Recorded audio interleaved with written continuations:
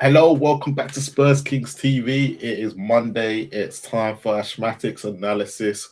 Welcome back, Ash. You well, Brother, nobody cares if I'm well or not, man. bro? Let's talk Bro, about no, tactical Tommy. bro, Let's bro, talk about the protest. bro. That was not really a protest. Let's talk about hey, So this on that Zuma. note, Ash is not well. I know I was coming from the toilet. My belly was hurting me, bro. I said I feel like pizza tonight. Big mistake. Hey, black people and cheese. Don't do it to yourself, man. Why did it to yourself, bro? Oh man, I thought it might pick me up in the mood, innit? I'm hearing about relegation. That's all I can hear. I turn on Spurs YouTube, relegation this, relegation that. Mate, we are where we are. We are where we are, aren't we? Well, we were almost ranked 16th, but obviously Everton had to help us out with a goal from Barry, innit? Or did they score in the end? I missed it. It was 1-1, so we were joined 15th into the process. Everton saving our bacon, yeah. Yeah, that's where we're at. That's where we're at the moment. What can I say, bro? Who'd ever thought we'd be looking below us instead of above us? Right? Jeez, man. Mate, Conor Gallagher. There's somebody to talk about. Hey, he's replacing Johnson. It's mental. Look, like this time last week. Look, we were at the Dortmund game together. It was all happy and rosy. It was happy and rosy, but. Since then, obviously, and look, it could happen again when we play Frankfurt. It could be the same again. Short-term memory, innit? You know what I'm saying? The Heitinga ball. I don't know. Yeah. It's messy, but everyone wants to talk about Langer, Vinay. We're going to talk about the football for now. See what happens from there. All right, let's bring out Oren because I should really just bring Oren out with us, man, because now he's just a constant regular. Yeah, it's true. Made it. Spurs are in the relegation battle. They lost 3-0 at the weekend. They were outplayed. No shots on target. To be fair. Are we a glamorous relegation fodder? Are we glamorous? No, I think it's just there's so much over exaggeration, and like they're just licking their lips, and it's like let's because it was the same thing last season as well. You know what I mean? Oh, so you think it's a narrative? You think it's a narrative thing? Well, of course it's Spurs. I'm not saying that Spurs we should just go, oh, it's okay. It's not, but I'm thinking that these people are like going, oh, relegation battle, all this. It's just media hype drama. Let's over exaggerate. Wait. Have you not seen the next fixtures though? Yeah, we have. Yeah, have. Yeah. So, but sure, it's Spurs. It's not a possibility. I know what I'm saying. Always beat Man City. I hear you. No matter what, Spurs could be. It's real. Spurs could be 0 points the whole season and play Man City and they'll pick up points. That's it. Always beat Man City. I'm just throwing it out there. Is there not a possibility that we do not pick up any points in the next 4 games? Well, of course there's a possibility. And then that puts us in a real pickle. But then it's games after that. So there's still months. And we did say last season if Spurs finished 18th and won the Champions League, we'd be happy. Hey, undefeated in the Champions League. I can't be a Wigan FC, but we've got other guests to get on anyway, so let's not take up the limelight. Next, you well? Oh, where's he gone? Sorry. That's my bad. I got banished already. That's great. That's my bad. My bad. Flash. Yeah, man. Hold tight the championship. We're going to be there soon. You know what I'm saying? The ticket prices will be cheaper. I bet you they won't be. Either way, they will not see me. I will not be there. At least Spurs will be champions. We'll be in it. We'll be in there. No, somehow Spurs will manage to get in the playoffs and still like mess it up. Yeah, we're playoff team. Man. I hope you lot are well though. With Prime Days Madison. Well, Solomon's level is kind of championship, isn't it? So if you get him back, I don't know. Mate, Colin Moani might start performing. He might come on loan again. If you hate him that much. He started in sorry. Shouldn't say that. Okay. Let's just move on. Oh my god, this thing is not working for me. It's like, JJ, you well, Mr. Brendan Johnson? I'm surprised. I thought this was a Crystal Palace podcast. I'm lost. I'm in the wrong place. I'm on the wrong pod. Elijah, what are we doing here? We'll be flying down to the championship soon enough. It'll be all good, man. It's all good. How are we doing, fellas? We okay? Yeah, we're all good. Yeah, just about. Happy. And last but not least, I think we're probably the most. Yeah. John, you well? Hey boys, you all right? Yeah, it's a bit chilly. I'm in the garage, which is separate from the house. There's no heating. It's about 10 degrees, so I'm blanketed up. But we're going to talk about how great Spurs are, aren't we? 6 guys happy. We might be the only 6 Spurs fans that are happy right now. Because it's the intro. As soon as we actually have to talk about Spurs, we'll see how this smell ain't going nowhere. All right. Let's start it. Let's talk about this. Let's unpack it. Let's unpack this club right now. Ash. Yes. Where should we start? Should we start with Dortmund and move on to Burnley? Yeah, let's start with Dortmund because that was a positive result, right? Yep. We got into the last 16. We saw a change in formation, no? I don't know. Like some people still say it was a back 4, but Frank did say it was a back 3 after the show. So I'm gonna go with back 3. Jed Spence playing a lot higher up. And then we just looked like we were on the front foot. The energy was high. I thought the crowd was different. I'm not gonna lie. Maybe because me and you were in it, but the crowd was like all negative Nelly stayed at home, innit? Yeah, I mean, it was youngsters. It was like young kids, like from college or uni. They came down in their fur leopard print jackets, and yeah, man, it was a different vibe completely. Drinking like the mocktails, mojitos, and stuff in a can. Yeah, it was different. But no, on a serious note, the boys they were just I don't know what happened. I don't know if it was Heitinger, a change of voice, a change of tactic. I don't know, but they came with a different vibe, and I thought that was what really put Dortmund on the edge. But you could say that the difference between Bundesliga and Prem is clear to see now. Do you know what I mean? And maybe you could say that they had a winter break. I don't know. And it's neither here or there. But you said it, bro. When we're sitting next to each other, you said Xavi, he looks at home now because in the Bundesliga, you get the time and space to pick out your passes, etc. I'm like, Xavi can pass now. Like, what's going on? Odegaard on the outside, looking explosive. The doggy, looking calm and composed. Spence taking his fullback on. He was just out muscling him. He was no match for him. And then, Dom gets his goal. And his first game back. So lots of positives in that game. What can I say? I'm going to start with you. Yeah, what did you take from the Dortmund game? Just take Burnley aside for a second because it seems to be we're just a different animal in Europe. Okay. Yeah. What have you taken away from Europe so far? Our team is just more suited to play in Europe. I mean, if we played with a Gray and Bergvall pivot and we looked just fine, and I don't know a Premier League matchup in which we could play a pivot of Gray and Bergvall and look that comfortable. I just think in Europe in general, just a lot more open, a lot more end to end. The game is just built better for the way we play and like the level of the players in terms of right now. Which I wouldn't say that we're not a physical team, but we have players who are not yet that physical, and they just looked a lot more at home and a lot more like, okay, we're just playing against Dortmund. And it's kind of just been how it is in Europe in general the last couple of years. Like the games are a lot more open. It just feels a bit easier for the players to play and be a bit more free and take more risks. And I know we're trying to keep it to Europe. It's like when we played against Burnley, like you just didn't see it as much. It felt a lot more physical, a lot more rigid.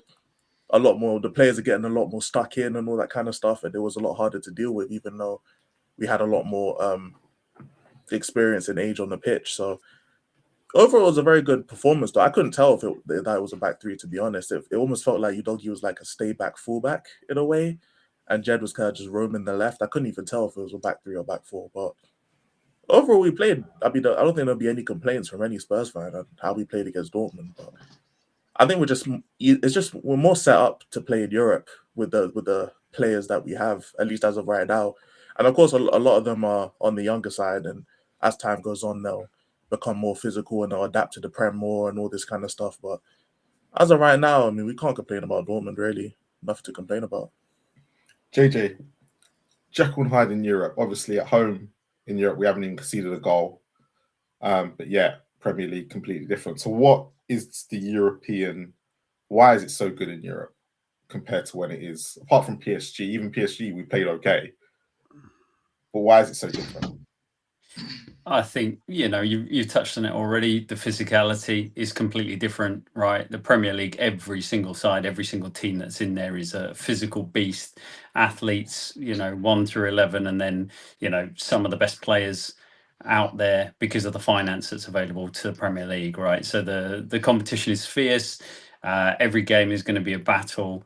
And in Europe, a bit more time, bit more space, a little less physical. And that's allowing certain players that you mentioned, Siemens there, he had a much better game because he had a little less, of players running at him at 100 miles an hour.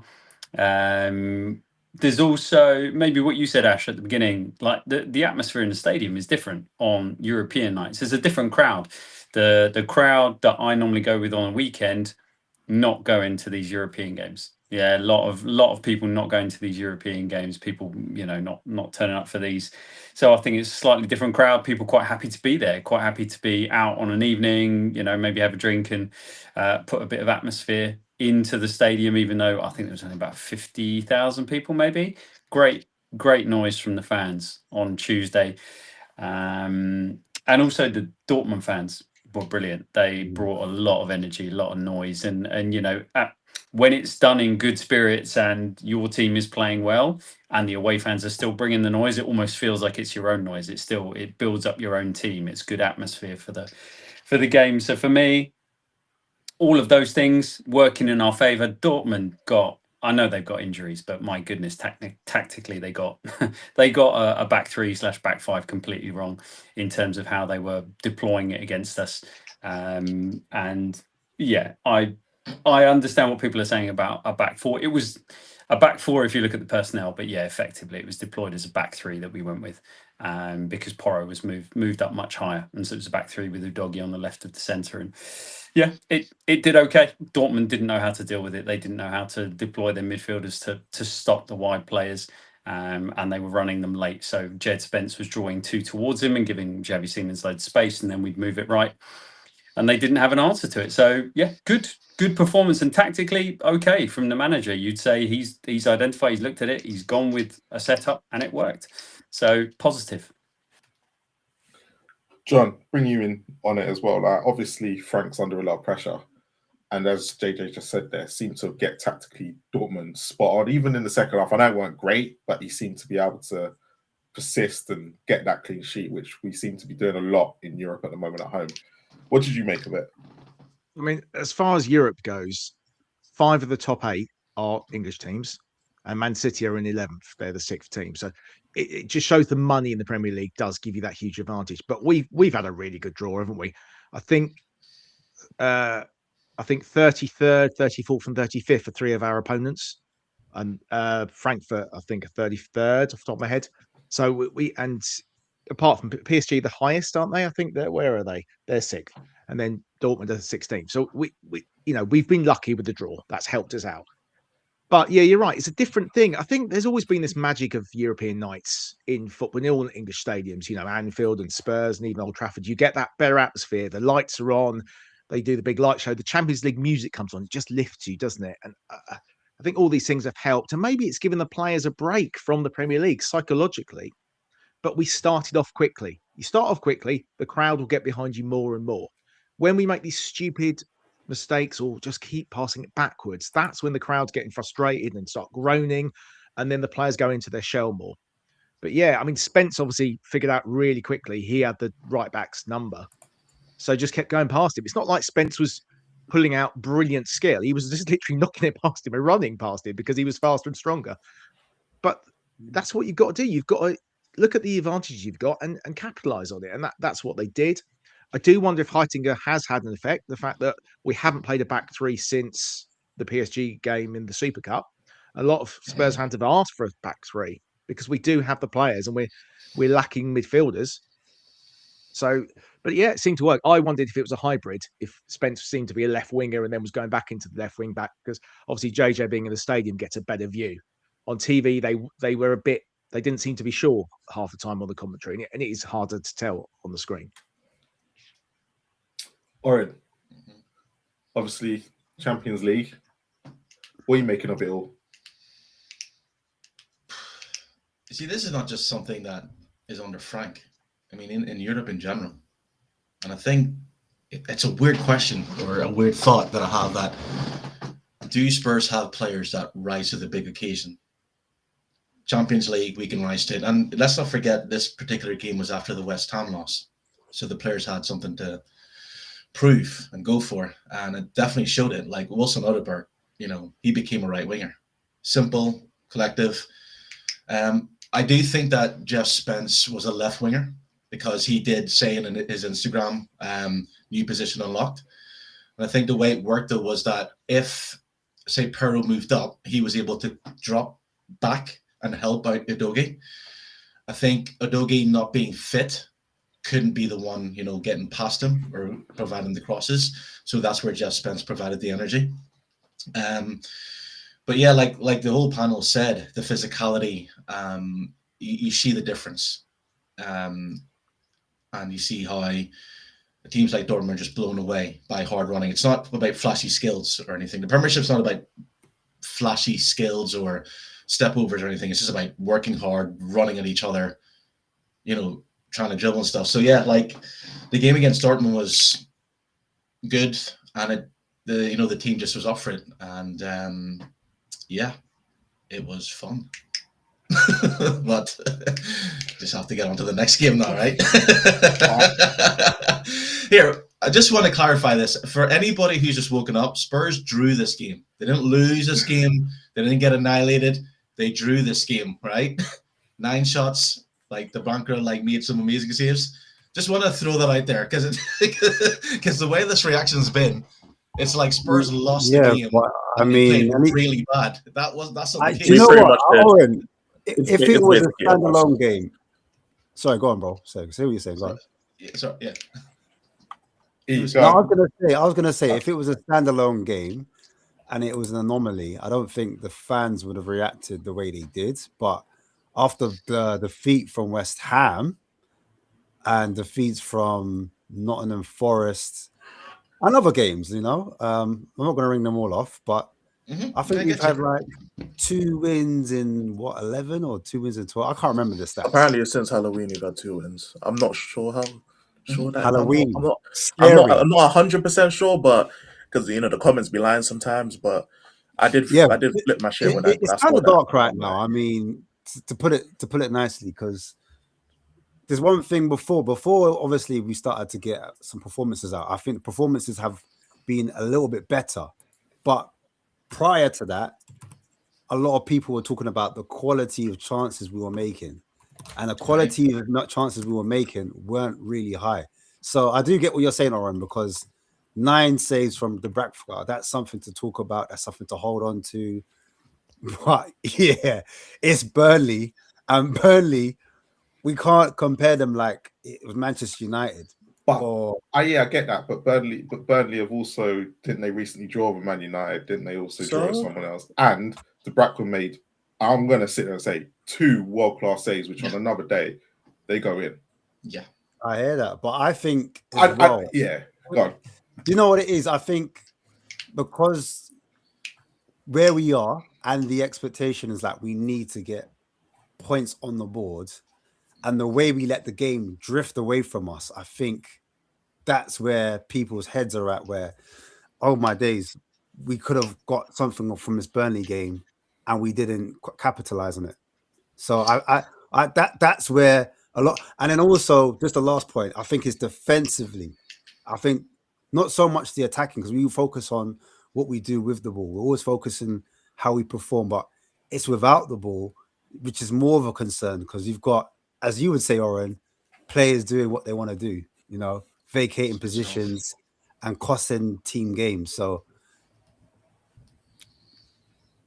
that's what I got. Anyone can jump in. I mean, Yeah, I know wrong, United. yeah, I know United drew with Burnley, but like that's not under them. They sacked that manager, and Liverpool. If you ask a Liverpool fan what they think about Slot right now, and yeah, so I mean, I get it, and I understand like how the save the Bravco was making, but if you score 2 against Burnley, there's no way you should drop points. Like I'm on that type of time, and it's pretty much been like a routine. Yeah, but Frank can't do nothing when Mickey van der Ven, who's meant to be our best player, gets twist up in the area, and he's like, "What can he do about that?" I do think that In all seriousness, the defense is the biggest problem.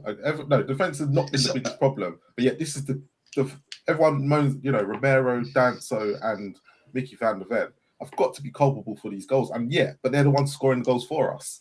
But that's what I say. Like that's what the way the manager set up is designed for the centre backs to basically have to carry the team.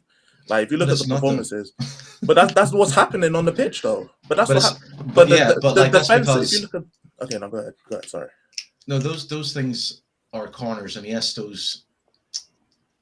Again, it's like if you look what's in that match, it's again we're back to that.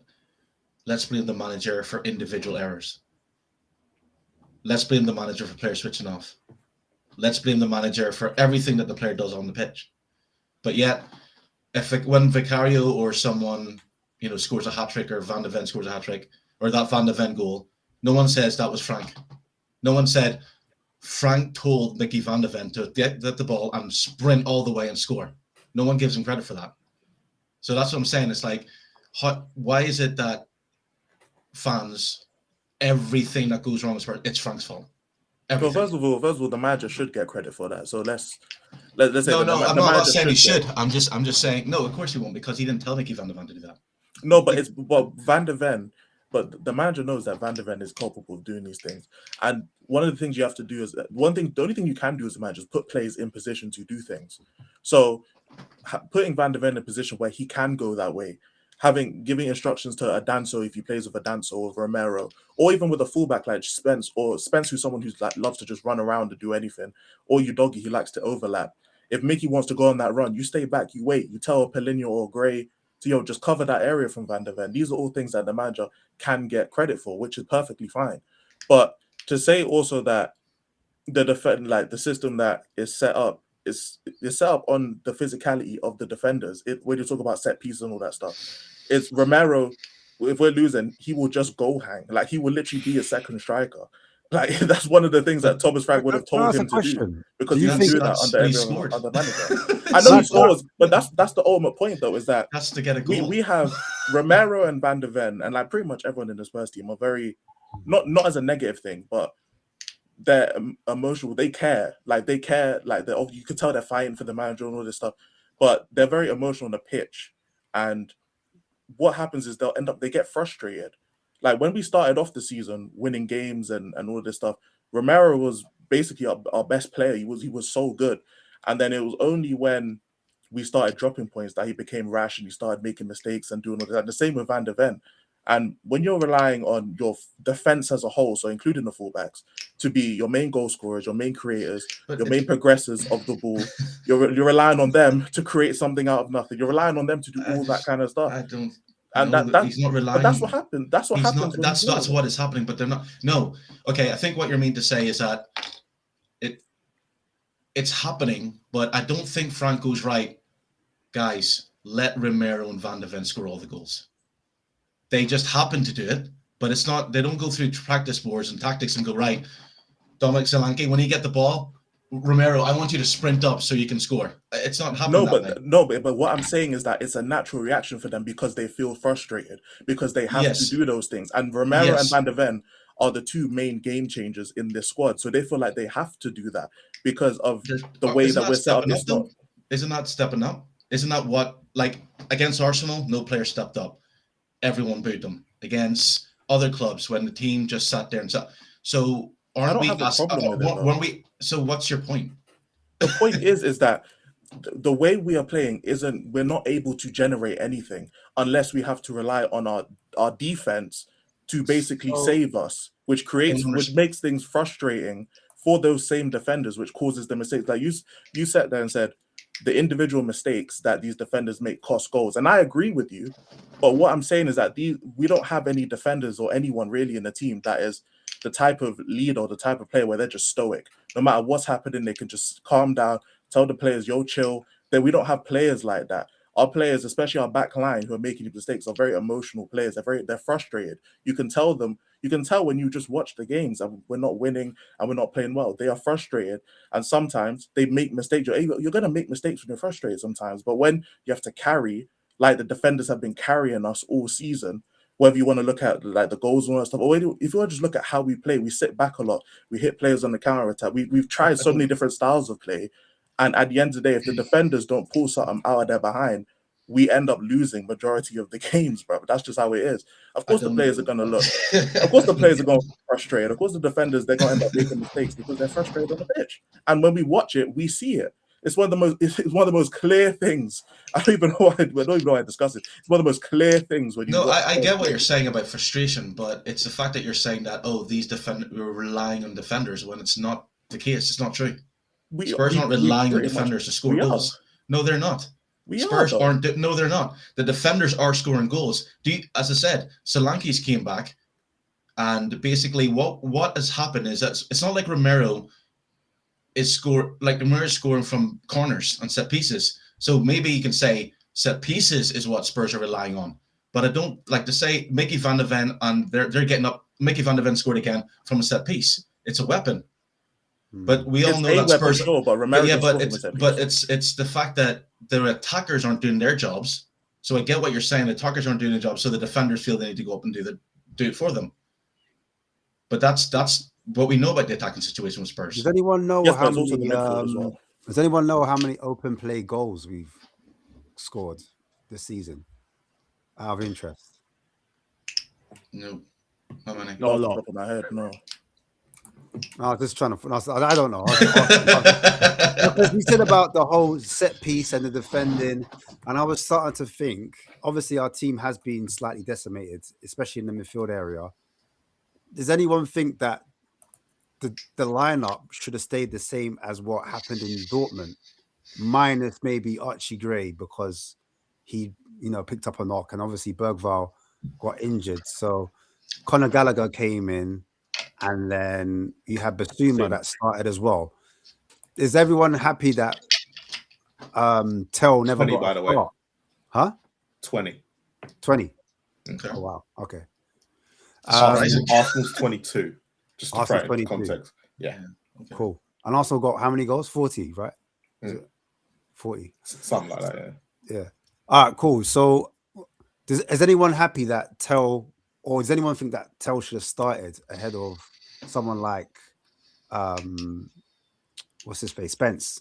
Because you guys were saying that Spence is playing left wing / left wing back. Was everyone happy? And I'll try to JJ in it on this one. Was everyone happy that the starting lineup, how it should have started that way? AJ, do you want to go? Sure. I think Tell is unlucky not to get minutes because he's been one of the brighter players, but we can't avoid the fact that he can, concede possession quite a lot. And what you don't want to do against a team like Burnley, who are looking for a transition, is to be conceding possession in that. And again, the way Frank was deploying that system with Jed playing much higher on the left-hand side, tilting the team, trying to get Porro and Odebear higher up on the right, you're going to want someone who's better defensively, and that's not Matisse Tell. So in what I saw in terms of how he was trying to deploy, Jed Spence was the right choice to play in that position, but I definitely think you could have gone with a different lineup and a different setup. And it speaks to the underlying way that Thomas Frank sets up his Tottenham team, and whether or not we like that. And he sets it up with the rigidity and with the one eye first on the defending and the solidity, and then the attacking comes second. And all of Thomas Frank's threat is done in the wide areas. We don't do it down the middle. We don't do it through, through interplay, and we don't progress the ball down the middle of the pitch. So he wants his strongest players out there for that system. So yeah, just on the tell thing, it made sense given the lineup. But wouldn't it, and I'll let John come in afterwards, but wouldn't it make sense to kind of make your left side just as a threat rather than thinking about defense to push them back? Because if you're dominating them and you're making their fullbacks ask questions, you're making their wing back or their third centre back have to defend because the person you deployed on your left is such a threat that you're leaving the right hand side now 1v1. So whoever the right winger is, they can go 1v1, which might give space to Porro to kind of overlap and hit those crosses in, and that could create more chances because he wants width from his wingers, right? So I thought that would make more sense to have, and if you look at Tell, he's actually not bad at crossing. Whether we rate him as a forward or wide player or a striker, he can actually put balls into the box. So are we not surprised, John, that he kind of left Tell out, especially that, he wasn't in the Champions League side and he can only play Premier League games? I think he doesn't seem to fancy him.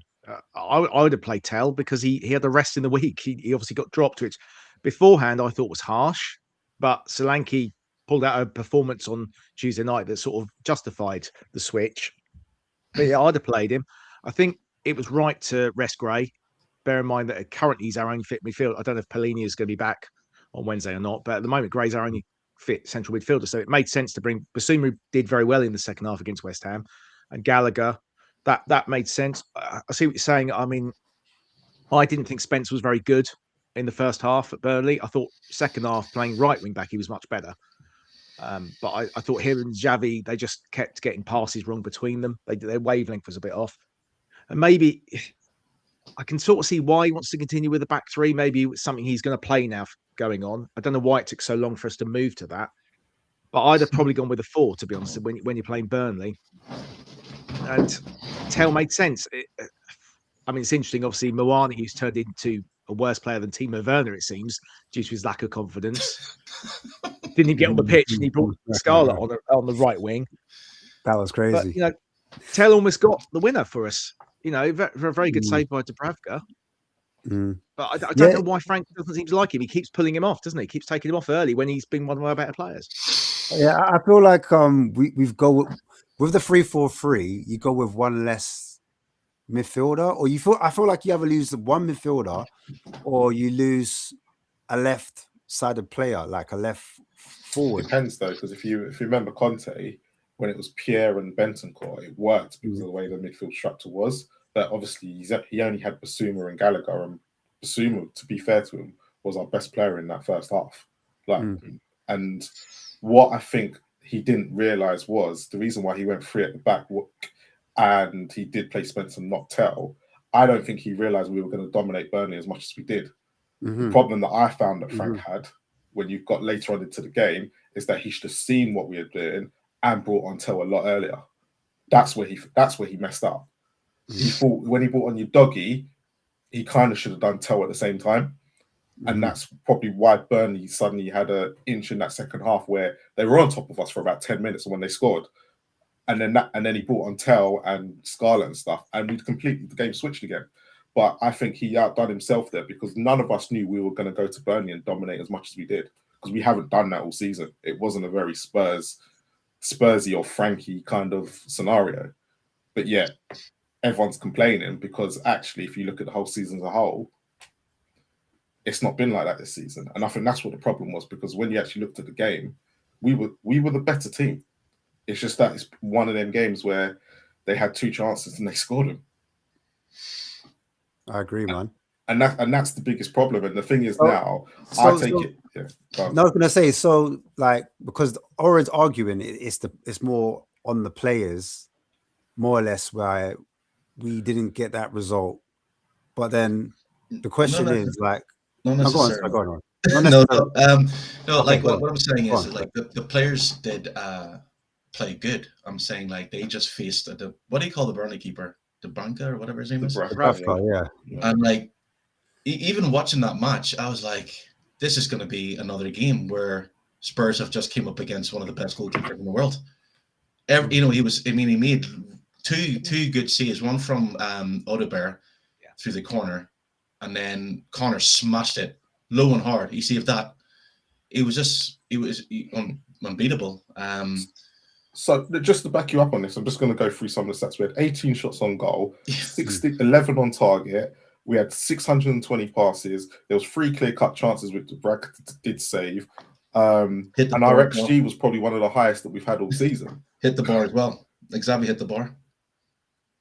So is it just one of them games? Because why I think we're looking. Look, you got to look at it like this. We came from Tuesday and then we came from to Saturday. If you looked at both performances in isolation, would you not probably say that the confidence that was going through the team, they actually played slightly better? I know there's going to be parts missing about the whole situation, but defensively is where, again, I think a lot of people have overhyped Van de Ven and Romero. Maybe that's where the problem lies with us. Defensively, we're just not set up properly. I think it's like, I was surprised that he went to a back 3, but then a lot of fans were saying that Donzo should be playing as well because he was really good when he's filled in. So if you have the players to play a back 3, and I think what changed it for Spurs, like you were saying, Marlon, when Spurs got open again, it's when he went to a back 4. I think he took Donzo off and Bissouma off and put Gray and I can't remember who it was, but then he switched Odegaard to a left wing. Yeah. And that's when he had his wingers. And that's what I thought he would have done. I thought he would have started with the same system, put Till out wide. But playing that back 3, I was like, eesh. You know my views on the back 3. I just or back 5. I just don't think it works. And I think with the 3 defenders, you have to remember that those 3 defenders has never played with each other alongside each other before. And I think that you saw a lot of that. They didn't know where to kind of be because they're so used to playing in a back 2. Yeah, I know. I hear what you're saying. I thought that it wasn't always a back 3. I thought at times it was a back 4 because the way Mickey Van der Ven was deployed. I was just trying to show it on the screen. He did play central sometimes, but sometimes he pulled a bit wider to kind of make, and then Porro will be on the opposite side, and it looked like a 4. But essentially, it was a back 3 because he kind of Mickey Van der Ven. I think he's concerned about the central areas more so than the wide areas. Yeah, because because of where he normally plays. And you're right, exactly. And I thought for me, Danso, I know a lot of people do like him, but he looks very clunky on the ball to me. I don't know if it's just me. Yeah. And I feel like did you know Ash, on that, just to think it's really weird. Did you know that he played more forward passes against Burnley than Romero did on the weekend? I did not know that. Yeah, I found that out. I found that today. I did not know that. And I was like, because I thought Danzo had a crap game. He carried the ball forward. He was doing what the centre backs are meant to be doing. When you're playing a back 3, one of them for me, because the midfield, there's a picture going around on, I don't know if you lot have seen it, but there's a picture going around on X by Nathan Clark. I'm going to get it up in a second. And we've got the back 3 or back 4, whatever you want to call it, but it's a vacation of the midfield. Like there's no one I'll get it up in the midfield. I'm going to bring it up if I can find it. But yeah, like I've got it. So I'll bring it up in a sec. I've got it as well now. In a sec. Just give me a second. But yeah, I'll let you bring it up. I'll let you bring it up. Go on. But like, I'll just say about Danso. Yeah, go on. Sorry, Ash. I'll just say, go on. I thought the first goal, everyone's blaming Vicario and Romero for giving it the way the throw in, which led to the cross and the goal.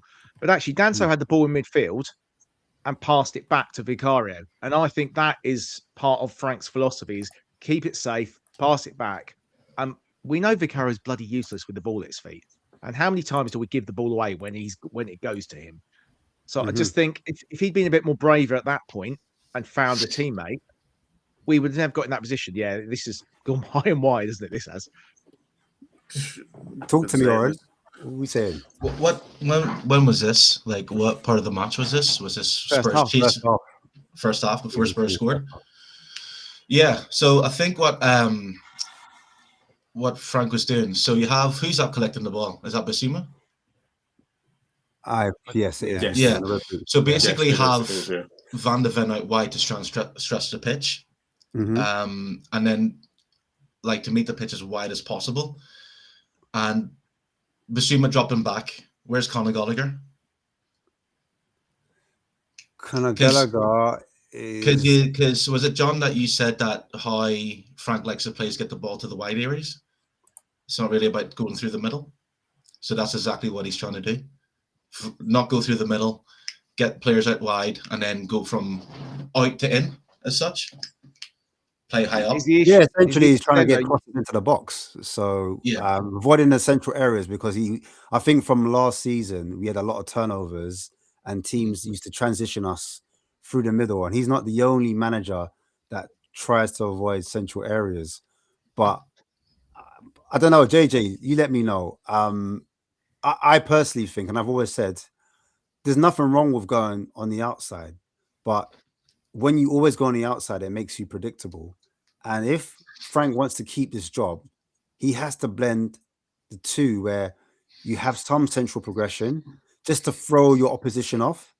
And then you've got some wide, like double width, what he normally does with Porro, Kudos, in this case, Porro, Odebert, if that makes sense. And on the left-hand side, you do exactly the same, whether it be Udogie and Spence, or Spence and Van de Ven, because Van de Ven can carry the ball vertically. But sometimes we need to have progression through your Xavi, your Bissouma, obviously Conor Gallagher, but then maybe one of the fullbacks inverts like a Jed Spence, because he's not bad on the ball. So maybe he helps as an extra player.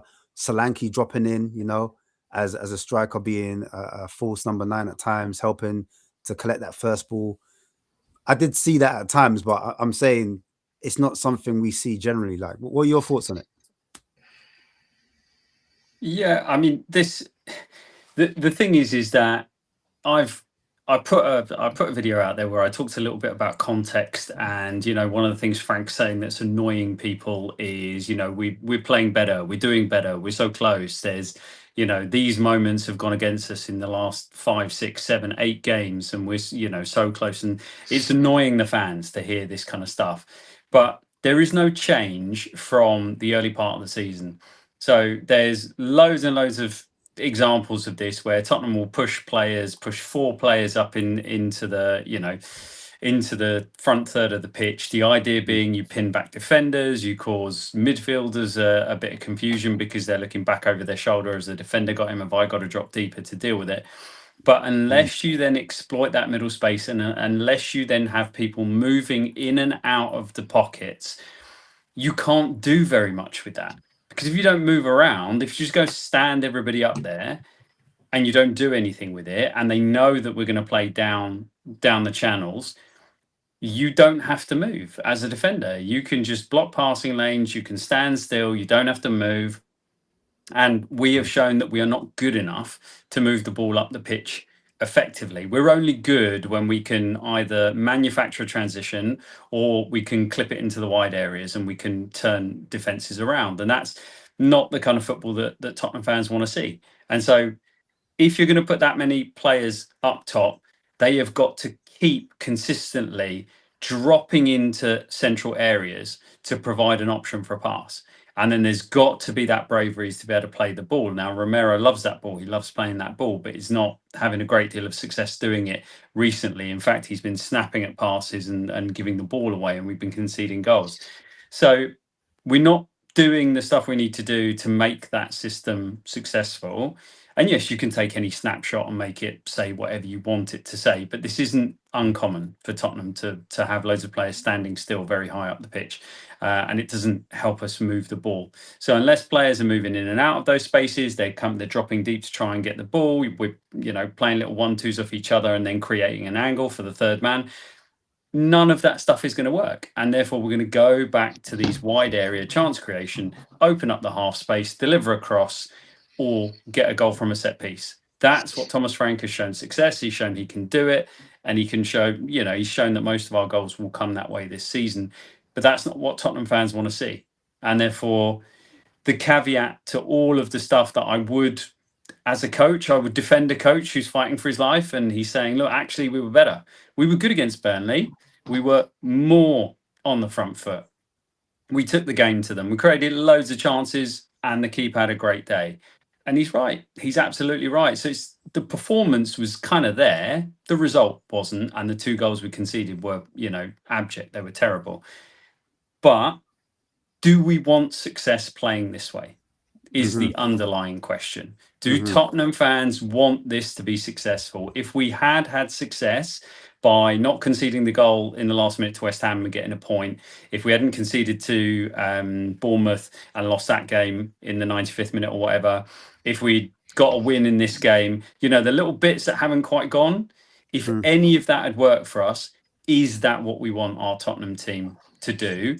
And I think quite a few people would say, unless you're winning every trophy going, I don't really want to see this for the season. It's not the football that Tottenham want to play. Let's talk about some of this defending, man, because essentially that's what opened us up, right? I think that's what a lot of people complain. It's not about on the ball; it was off the ball where the back three was a little bit suspect. And I'll go to this first point. I think it was in the first half when there's no one really picking up this player who's behind Conor Gallagher. Conor Gallagher, Basuma to the left of him, Spence out wide trying to block the pass. He's unmarked. He's a free man. And I think a bit before that, let's go a bit before that. I think what happened was, was that the goal? That's the first goal, yeah. Oh, yeah, let's talk about that. Sorry, I'm a bit ahead of myself. My bad. So someone spoke about, I think it was John, how we passed backwards. We had the ball. We could have been positive. We could have passed forward, but his ammo is to keep possession, and we call it retaining of the ball. He wants to retain the ball a lot. He wants to recycle it. That's what we call it. We want to recycle the ball. So it's gone back to Vicario. Vicario is actually taking a touch, and then he's passed it to Romero. But the height of the ball, I think Romero's misjudged it. Either way, it's got too much on it, and it's gone underneath his foot. It's gone off for a throw. And I circled Carl Walker, RX right fullback, playing at Burnley. Someone I think, is he past it? I don't know. We could talk about that. But yeah, he's got the ball here in this area, and I've circled Mickey van der Ven and Romero on this edge. Walker's about to swing that ball in, but the reason why I circled them is because they're playing the Burnley players on side. I think if they stepped up a little bit higher, they would have the Burnley striker, whoever scored that goal, he would have been offside. But as you can see, here's a little closer look. Those two are playing them on, Mickey van der Ven and Romero. And I've circled this area as well because we have 3 players in this area, and they've got 4 players. Actually, we've got 4, they've got 4. And I'm thinking, if we've done a man-to-man there, we could possibly defend this a little bit better because they've obviously peeled off one of our players and he's broken free into that area to get this particular goal. And as you can see here, he's gone in behind and it's just a goal against the runner play, I might add as well. But either way, it was poor defending. But as a result of our negative passing in possession, that's led it back to Vicario. The mistake has happened and then we've gone in behind. But yeah, I've circled this one as well. Again, this man's free. Who's picking him up? Whose responsibility is he? Are the players going to sleep? I don't know. What do you guys think? Should Basuma be having this guy? Should it be Conor Gallagher? Where's your heads at? Defenders are too deep for me. Romero should be a little bit higher up. He should be where Mickey van der Ven is. And even for the first goal, yes, I understand the back pass and things, but the goal was actually conceded by the cross. And again, if you look at where Romero is, he's behind Van der Ven, which plays everyone on onside. So again, it's just miscommunication or unawareness. Because I think if you look where Mickey van der Ven is, that's where Romero should be. Oh, on the last clip of the goal, you want to bring it back? No, this clip on this clip here. Yeah, this clip here, like where Romero is, like Where Mickey van de Ven is, that's where Romero should be in the line. Now, all that takes is Romero to take a look around, but he hasn't looked around. He hasn't glanced to know what's happening because all he has to do is step up, and that player be not offside. But again, if Romero's up where Van de Ven is, not where he is, but in the same line, he's also going to be closer to the Burnley player. And and that means he can be on the Burnley player. And because Mickey van de Ven is going to cover, we all know about his pace. Mm-hmm. So Romero's playing them on, basically.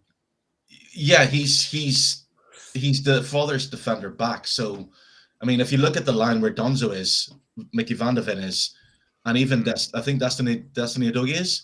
Yeah. Why is Romero that far back? He should be. I mean, he's a captain. He's the one who should be pushing forward. So they should all be in a line. So I don't know what Romero was doing there. Could be a lapse of concentration. It just seemed like as soon as I saw that goal, I was like, why is Romero so deep from the rest of them? I think it's because I expect Gallagher to be at where the Burnley player is, to be honest. I think Romero, and I'm not saying it's the right decision, but I think Romero, you can see he's looking at Gallagher and the Burnley, like he sees all of it. And like Gallagher is not, like he's just a no man's land. Like there's not a single player Gallagher is like marking out all once the pass is made. I think Romero sees that. He sees the Burnley player basically peel off Gallagher and make that run. I think he's trying to run to intercept it. I think Romero's a bit too conditioned that Van de Ven will just appear out of nowhere because of how fast he is. So I think he's okay with making these kind of decisions. Again, I don't think it's the right one. I agree with Oren that he should be stepping higher up. I don't disagree. That's what I mean, though. If Romero is reliant on Van de Ven's speed, surely he would be stepping up. No, I fully agree. I don't think it's the right decision that he made at all. I'm just guessing what his mind state is in that moment, and I'm assuming that that's what, because he's looking at that. He's looking at the Burnley player the whole time that's about to play the ball. He's looking at him, so he's seeing Gallagher not there, like not marking the person who's making the run behind him. I think he just makes a decision on the way. I think it's the wrong decision. I agree with everything you said, but I think that's just what's going through his mind at the time. Like, okay, there's an attacker peeling off of Gallagher, making that run. The first thing he's going to do is just try and run and cut him off, and then he's going to hope Van de Ven's behind him, which I don't think is the right decision, but I think it's the decision that he made in the moment. No, I understand that. So the question is, if that's his thinking, I'm not going against you. It's just like, if that's what Romero's thinking, why is he running away from the player, not towards the player? I think he just made a bad decision, honestly. Yeah. I think it was a bad decision making. Yeah, bad decision making from Romero. Yeah, obviously Mickey van de Ven gets across and then he makes the block there. Oh, so that wasn't the goal. All right. I thought that was the goal. That was just no. Sorry, it wasn't even a goal. Yeah, crazy. It's crazy. Yeah. There's other errors as well. There was another error I did before with Romero, but I just decided not to show it. But here, like, we're on the attack. So Romero is the problem, yeah? No, I'm not doing that. I'm not doing that. But Spence has the ball here, and then he gets challenged and he goes down, looks at the ref, and the ref says, play on. Do you know what I mean? And then from there, Burnley play out really quickly, and I think Spurs are committed about 4 or 5, maybe 6 players there, and there's a quick transition, a quick counter attack on. Shown another angle there. The ball goes over down the line, splits the 2 players on. Whose hand is up there? Is that Conor Gallagher there as well? I didn't even clock. That's Gallagher back there. Yeah, Conor Gallagher got his hand up. Interesting. So I think the point I'm making is that we were quite slow to react, looking for the whistle. Instead of trying to get back, we're not set. Anyway, the ball's gone down. He was offside, yeah. He was offside, yeah. Yeah, so that ball goes. Yeah, so this one's offside actually. But Mickey van de Ven again having to it's Romero this time trying to slide back, and then it's what's it called? Vicario gets his hand to it, but actually almost injures himself in it. But here you can see it's quite close. Everyone was hoping he would.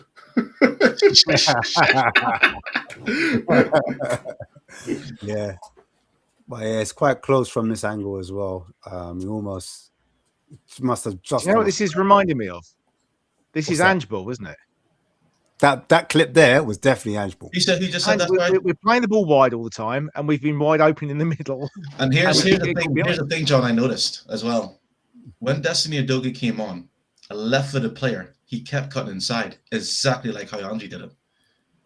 Yeah. And I noticed that Perro's done the same thing sometimes. So I'm wondering if these players are so hardballing Angie. Like I kept like every time he got the ball and he hit it to Till, instead of making an overlap and run, he would cut inside, and then he would stay inside. I'm like, is this Angie ball still? Like, why is a left-footed player wanting to cut inside when he's probably been told to go on the outside and cross the ball? Answer is he can't cross the ball. That's it. Destiny Diggy cannot cross the ball. He's not a good crosser of the ball. No, he can't. You're right. He's rubbish. And he's had practice. There's been training videos of him. I think it's the two coaches. They took him off the training and rolled the ball in, and he just doesn't do it. He doesn't have the mindset to get around and cross the ball. Another clip here as well. Burnley again, just defending again. I think Spurs with that back three. There's a back five here, as you can see, with the midfielders slightly in front. You can see Solanke's dropping in as well just to help out. But they've managed to do a couple triangles and little 1-2s around us and play the balls outside. And we've gone outside. Mickey van der Ven there. Mickey van der Ven slightly behind. He needs to get back in. And this is the bit where he's been twisted inside out, unfortunately. Just reminds me of Newcastle slightly. But anyway, when he's done him like that, obviously the rest is history. The ball's gone inside, and then Bob's your ankle. Even that, it has to come off a Spurs player. Like, Yeah. And Destiny Dougie. Mickey van der Ven will get the blame. Romero will probably get the blame. But I look at one player, and that's Basuma. And Basuma shows exactly why he doesn't get. Because look, what exactly is he from the start of that? What has he actually done? Just watch his movements. He does not move 2 feet. Just if you just play it on, not at all. And his job is to block that. He's roughly in the same position. He's just jogging back now, just completely bypassed. But do you think that's because of Romero's positioning though? Because Romero comes chasing out and commits. The thing is, yes, but the thing is with Basuma is that he switches off when he starts to get tired. He switches off completely, which is understandable. He hasn't played all season, so no, even when he was fit for Angie, I would see it. But more in this situation here. Yes, he said he hasn't moved because Romero is completely out of position, which then leaves the defense more exposed. It's the next part where he doesn't follow the man into the box, where there's 3 of them in that box and they're against Stansel, I think. Yeah, because Romero commits, but if Romero doesn't commit, maybe Basuma then doesn't. Maybe Basuma then does move across in that situation. Fair point. Ash, is it? Do you mind if I have a couple of go, just at this one on the first goal? Yeah. I've been waiting for you. Yeah. Just because, man, this is as bad as it gets. All right. So take them in any order. But if you want to do this goal first, just roll it back to the first clip of it. The second goal. You want the second goal first? Yeah, whichever. Pick one. Tear both to pieces. Cool. Hold on. JJ's not a fan of Frank. Sorry, just before this starts, because I have to shoot on, but I really want to ask this question to JJ, because I'm sorry, Ash. I just want to ask this question before I go. It's interesting he said that you go with the week. You don't go with the midweek fans. You're more with the weekend fans.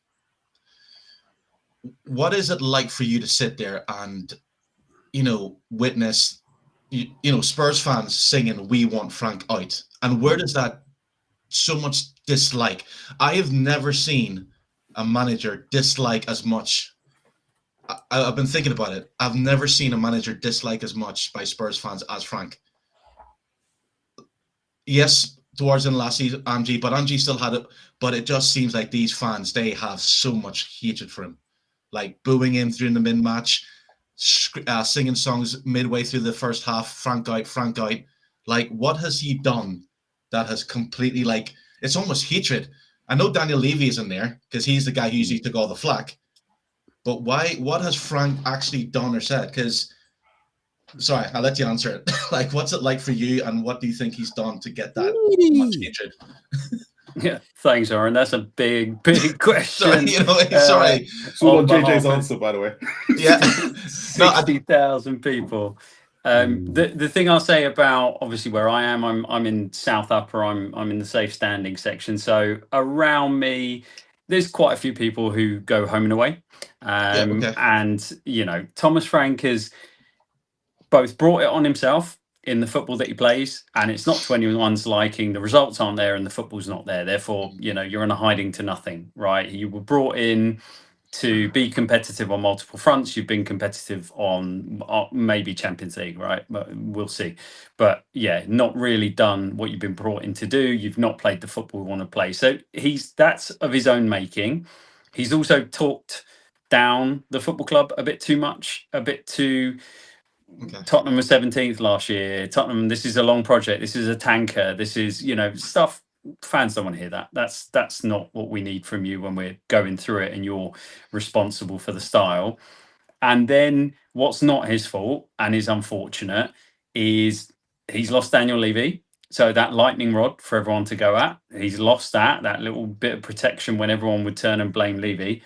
But he's also a victim of 7 years of utter rubbish, poor decision making, poor recruitment, up and down recruitment, lack of strategy. Okay. And he's now getting the thick end of it. No one's got any time. No one's going to get any time. I think that's where he is right now. Thanks. I agree, man. No patience. Yeah. Sorry, thank you. Ash. I didn't mean to ruin the flow. I just wanted to ask that because I'm going to listen to this and then I'm going to have to shoot on. So I just wanted to. Yeah, it's fine. Like, JJ, the floor is yours, man. Go on. So talk us through it. Right, since you got the slides up there, this gives me an opportunity to go at this. This is awful. So I know people want to blame Vicario because the ball goes under Romero's foot. If you watch Romero's reaction, it's been punched at him, but this is a ball he should control. He's taken his eye off the ball. So I'm not going to blame the keeper. We know the keeper's not great with his feet, but this particular goal is not his fault. There's also an entire kind of phase and a half in between the ball going out for a throw and the cross coming in. So there's loads of stuff we could have done in between. So that wasn't for me. We get into a situation where we allow Burnley to give the ball to Kyle Walker, who we know has got quality and he can deliver. Look at the space, look at the time. Number one warning light there. That's far too much space and time, especially if you're playing a system where in theory you drop into a back five and therefore you've got 5 players across the back. That can't happen. So number one. Number two, you had a really good slide. I think if you move it on one. Okay. Let me see from the side. There it is. Spot on. So this one, if you take a look at the running lines, this is because we're not used to playing the back three with those 3 players. That's and each one of them takes their vertical line wrong in this situation. They've got plenty of time to put themselves back into where they need to be, but Van de Ven should not be outside the line of the 6-yard box. And Romero should be far further over on the other side of the penalty spot. That would then lead Danso to be over on the other corner of the 6-yard box, right? Those are their reference points that they should be taking up if you're playing a 3 across the middle. They're easy reference points for you to pick up in the penalty area for you to be able to defend. They've got that wrong. They've got their lines wrong. They're too far over. If you were to draw a straight line between Van de Ven and Romero and the touchline, you'd see actually it would look really weird. You wouldn't want to defend that. And then on the far side of that, when that ball comes in, I mean, you can see the overlay. You can see the players starting to get on the wrong side. Romero's dropped in. If he's calling the line, then everybody else has to drop. Everybody else has to go. You've got to commit to that. And I think it's actually Dom Solanke finds himself in the deepest position. So when that ball goes in, you'll see Dom Solanke standing on the edge of the 6-yard box. I think it's him, just kind of like, oh, what's happened here? I don't know what's happened here. This right now cannot happen. Wrong start positions, wrong running lines. We get it. It's a complete mess, start to finish. It's a terrible goal, and it's a really bad time to concede it. So this is easily fixed. That's not a difficult goal to fix in terms of getting your positions right. But the second goal. Can I just ask? Is that because it came from a throw-in? The throw-in was taken quickly, played straight back to Walker, so they didn't adapt from their throw-in setup. Is that why? It could have been, John. Honestly, there was enough time to sort that situation out. That is literally just about switching on. It's not that, or you were caught on the hop and they moved it quickly and it's one of those and it was a great delivery. No chance whatsoever. I think it's Tuanzebe, right? The guy that scores. Yeah, Who that's right. never scored a Premier League goal. And he's standing on his own on the 6-yard line with no runners, and we play 3 centre halves in a game. Yeah, it just can't happen. Great finish, to be fair. Yeah, but he should never be having that ball uncontested. Yeah. I think this is got to be more aware. He's there. Spence is a defender and a very good one defender, and he's at the back post as well. And he has to be attacking the ball, not ball watching. Yeah, 100%. Totally agree with that. And it's a similar case to the second goal. Is the same kind of thing when we watch the ball just about to be played inside. So roll it on one. That's not it, right? That's not the goal. This is the section.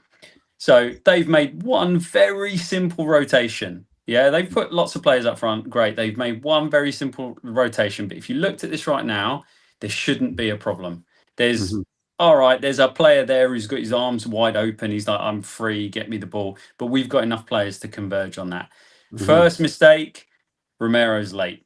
He makes a decision, he's late, and he gets it wrong. So he comes flying out. Marlon referenced it. He comes flying out, misses it, which immediately means that they are on the wrong side of our defensive line, and they've now got angles. We've just given it to them. We've handed them angles from absolutely nothing. They've not had to play to do it. They've played one pass inside. Romero's flown past the ball and not got it.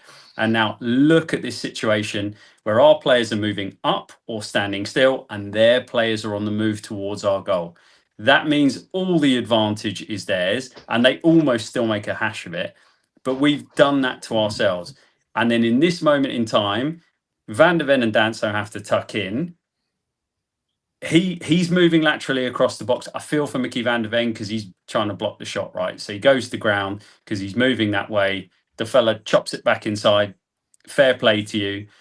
And then goes for the finish. It's not a great finish. It's saved by the keeper in the first instance.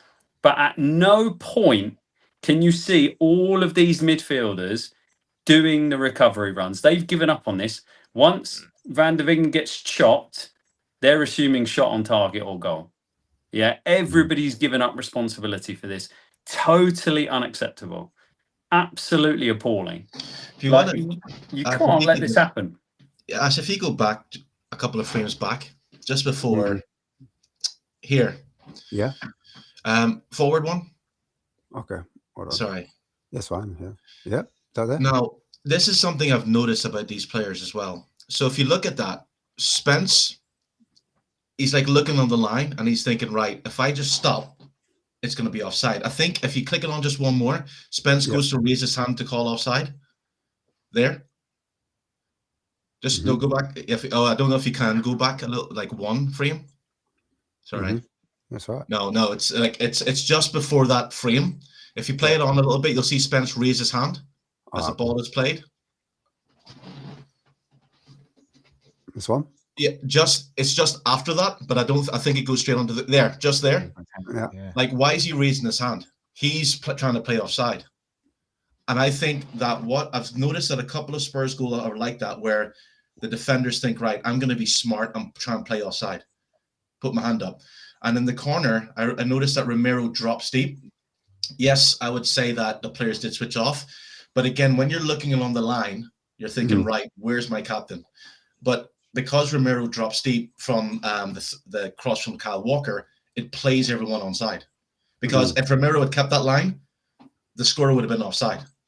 So it's really, it's almost like the four defenders going, right, we're going to, because you see Spurs practicing this warm-ups all coming up together, and it's like they've got a line, so they usually look the pitch line. So notice that when sometimes Spurs, it's a free kick, they'll all stand the penalty area line or the cut of the line.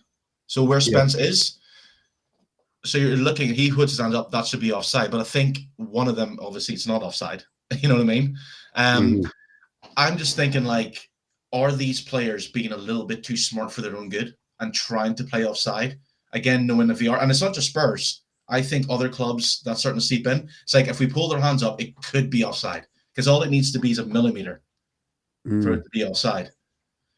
And I think the first goal for Burnley, when I looked at it, it's like, why is Romero playing everyone on side? Again, lack of concentration on what's behind him. Because he's the one he's meant to be pushing right up and saying, this is the line here. This is where we stand. We don't drop from that. But he doesn't. So you're saying it's a case of the leaders at the club at the moment, the players at the club switching off, and in terms of coaching, what would you say in terms of coaching? Would you say they need to can they address this with the players that they have, or they need to bring in? It doesn't matter. Are we always going to have this problem? It's because, like, I was watching on TV and I wasn't aware of this. I listened to Alistair Gould, who was there, and he was saying that what the fans were singing, you know, all we do is pass the ball backwards and sideways and boo in and all that. Mm-hmm. And I understand that. I get the frustration. I'm not taking that away. Mm-hmm. But I just think that, you know, imagine hearing that constantly. It's going to make you double think you're passing. It's going to make you double guess where you're going to be. It's going to distract you. And hearing, you know, even, I mean, imagine having 3 people shouting abuse at you. You know what I mean? Well, I think that's a part of, like, I think that's at every level. You know, when you play. No, it is. But when you have your own fans doing it. Yeah, you get that at, like, Sunday league, non-league. You get that. But this is not meant to be. Yeah, but when you get but this is not Sunday league. Premier League. Yes. You get that type of thing. But if I think the players are lacking bravery sometimes, because there is. That's what I'm trying to say. There's 4 passes on. I've seen Conor Gallagher. That's what I'm trying to say. If you've played Sunday league, you've had people shouting shit at you. It's annoyed you. Now imagine taking that. To get inside their head. Now take that 2 people and multiply it by 3,000. Yeah, no. Well, I'm saying I've played in front of hundreds of people before, but I'm saying these players, they've got psychologists, they've got therapists, they've got their coaches. Because they're always saying about mental health. They've got coaches. A lot of them do, though. You'd be surprised. A lot of them. No, I'm not surprised. It's just what I'm saying is you're used to it by other fans, but would you be used to it like? But that was away from home as well. So. Yeah, that's what I'm saying. So the Spurs fans were singing those songs. There should be less pressure, really, away from home. Yes, they should be. But those Spurs fans were singing that, and I just think that the only way this can be solved is if Frank steps down or he's removed or he gets sacked. That's it. That's the only way this gets resolved. Yeah. Anyone else agree or disagree with that? Sounds like I can't see him surviving, given the fans have turned against him so much, especially at home. I mean, the away fans will always go to a certain degree. They're always louder, aren't they?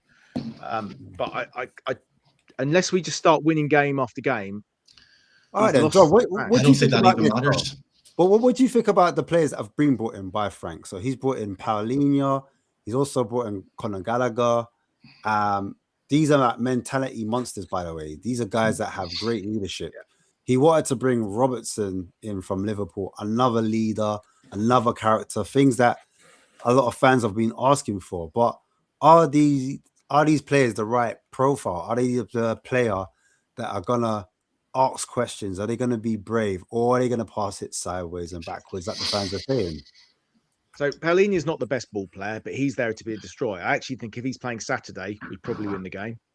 But obviously, because he's going to be in those positions, making the blocks or getting the tackles in. Gallagher, my view was he's not the type of player we needed, but he's got the mentality of a player we need.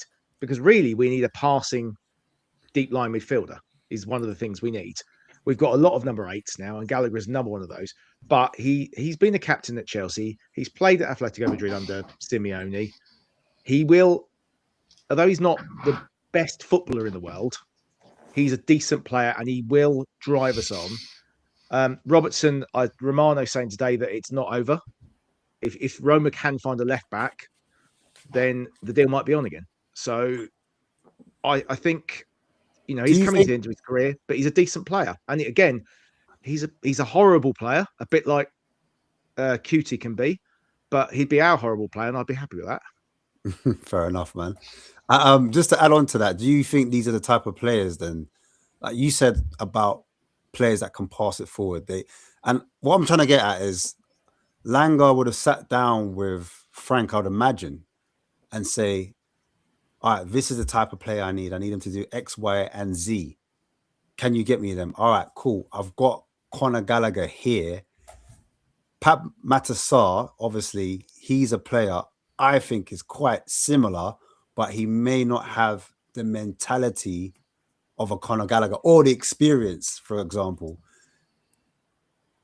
Would you put that down to Frank Alanger's decision making in terms of bringing in the right profile? Because we do have, like I said, we've got loads of number 8s already. Why do we need a Conor Gallagher? If Aston Villa hadn't been doing the deal for the loan, would we have even signed him? Yeah. Because Bentancur got injured. Oh man, Gallagher combos, they're not even something I can say now. I'm gonna have to wait until he inevitably doesn't do well, then I can say what I want to say. But hopefully he plays well, man. I'm gonna do the positive. Gallagher. Anyone else got thoughts, positive thoughts on Gallagher? Does anyone think Gallagher was the right decision from the manager? The manager was right to get a kind of mentality. I don't even know how much decision the manager had to signing Gallagher. I don't know. No, well, Paulinho was definitely his because they said Paulinho, like he wanted Paulinho. But I said Gallagher though. He specifically asked for Paulinho to come into the team. So we've got another player in there like Conor Gallagher. You got Paulinho, mentality monsters, warriors. But if they can't do what you asked them to do, then they get there. Like they're brain, sure, mentality, sure. Bentancur got injured. Bentancur's out injured for the rest of the season. He's a replacement signing. Yeah, Paulinho's 30 years old. He's on loan. He's bought Conor Gallagher for the future as well. And I think like basically what Spurs need right now is hardworking players. We've just said it. Like the Premiership isn't about flashiness. Like I can't think of players who are flashy, step overs, being flicks and all. They're hard running, knocking the ball past people, yes, but they're not flashy. And even Xavi, if you look at Xavi and how he plays now, he's not about trying to do, he's just run hard. So yes, Conor Gallagher fits the Premiership. And I think that for some reason we look at the fans who don't like him. I don't know what else you'd expect. Like, you know what I mean? It's like he's getting forward. He had a shot. He's trying to drive the team forward, which you want. And basically, like, that's not good enough. I mean, I would like to know what these Spurs fans expect from when a player bought. Like, do they want an £80 million player, a £100 million player, a 5-star player who can just do it all? Because they don't really exist in the world. A lot of them. Same price tag, just different profile. But in what way? Because it's easy enough for fans to say, this is the player I want. But what does it like? Does the player the fans want, does that actually help the team? Or is it a poster player that is there for the player and the fans go, yay? Well, I mean, he would help the team if it's the profile we need. So, but that's the profile fans think they need. It's not the same as what a manager thinks they need. Fans aren't the manager, so the manager has to make a decision based on what he's saying.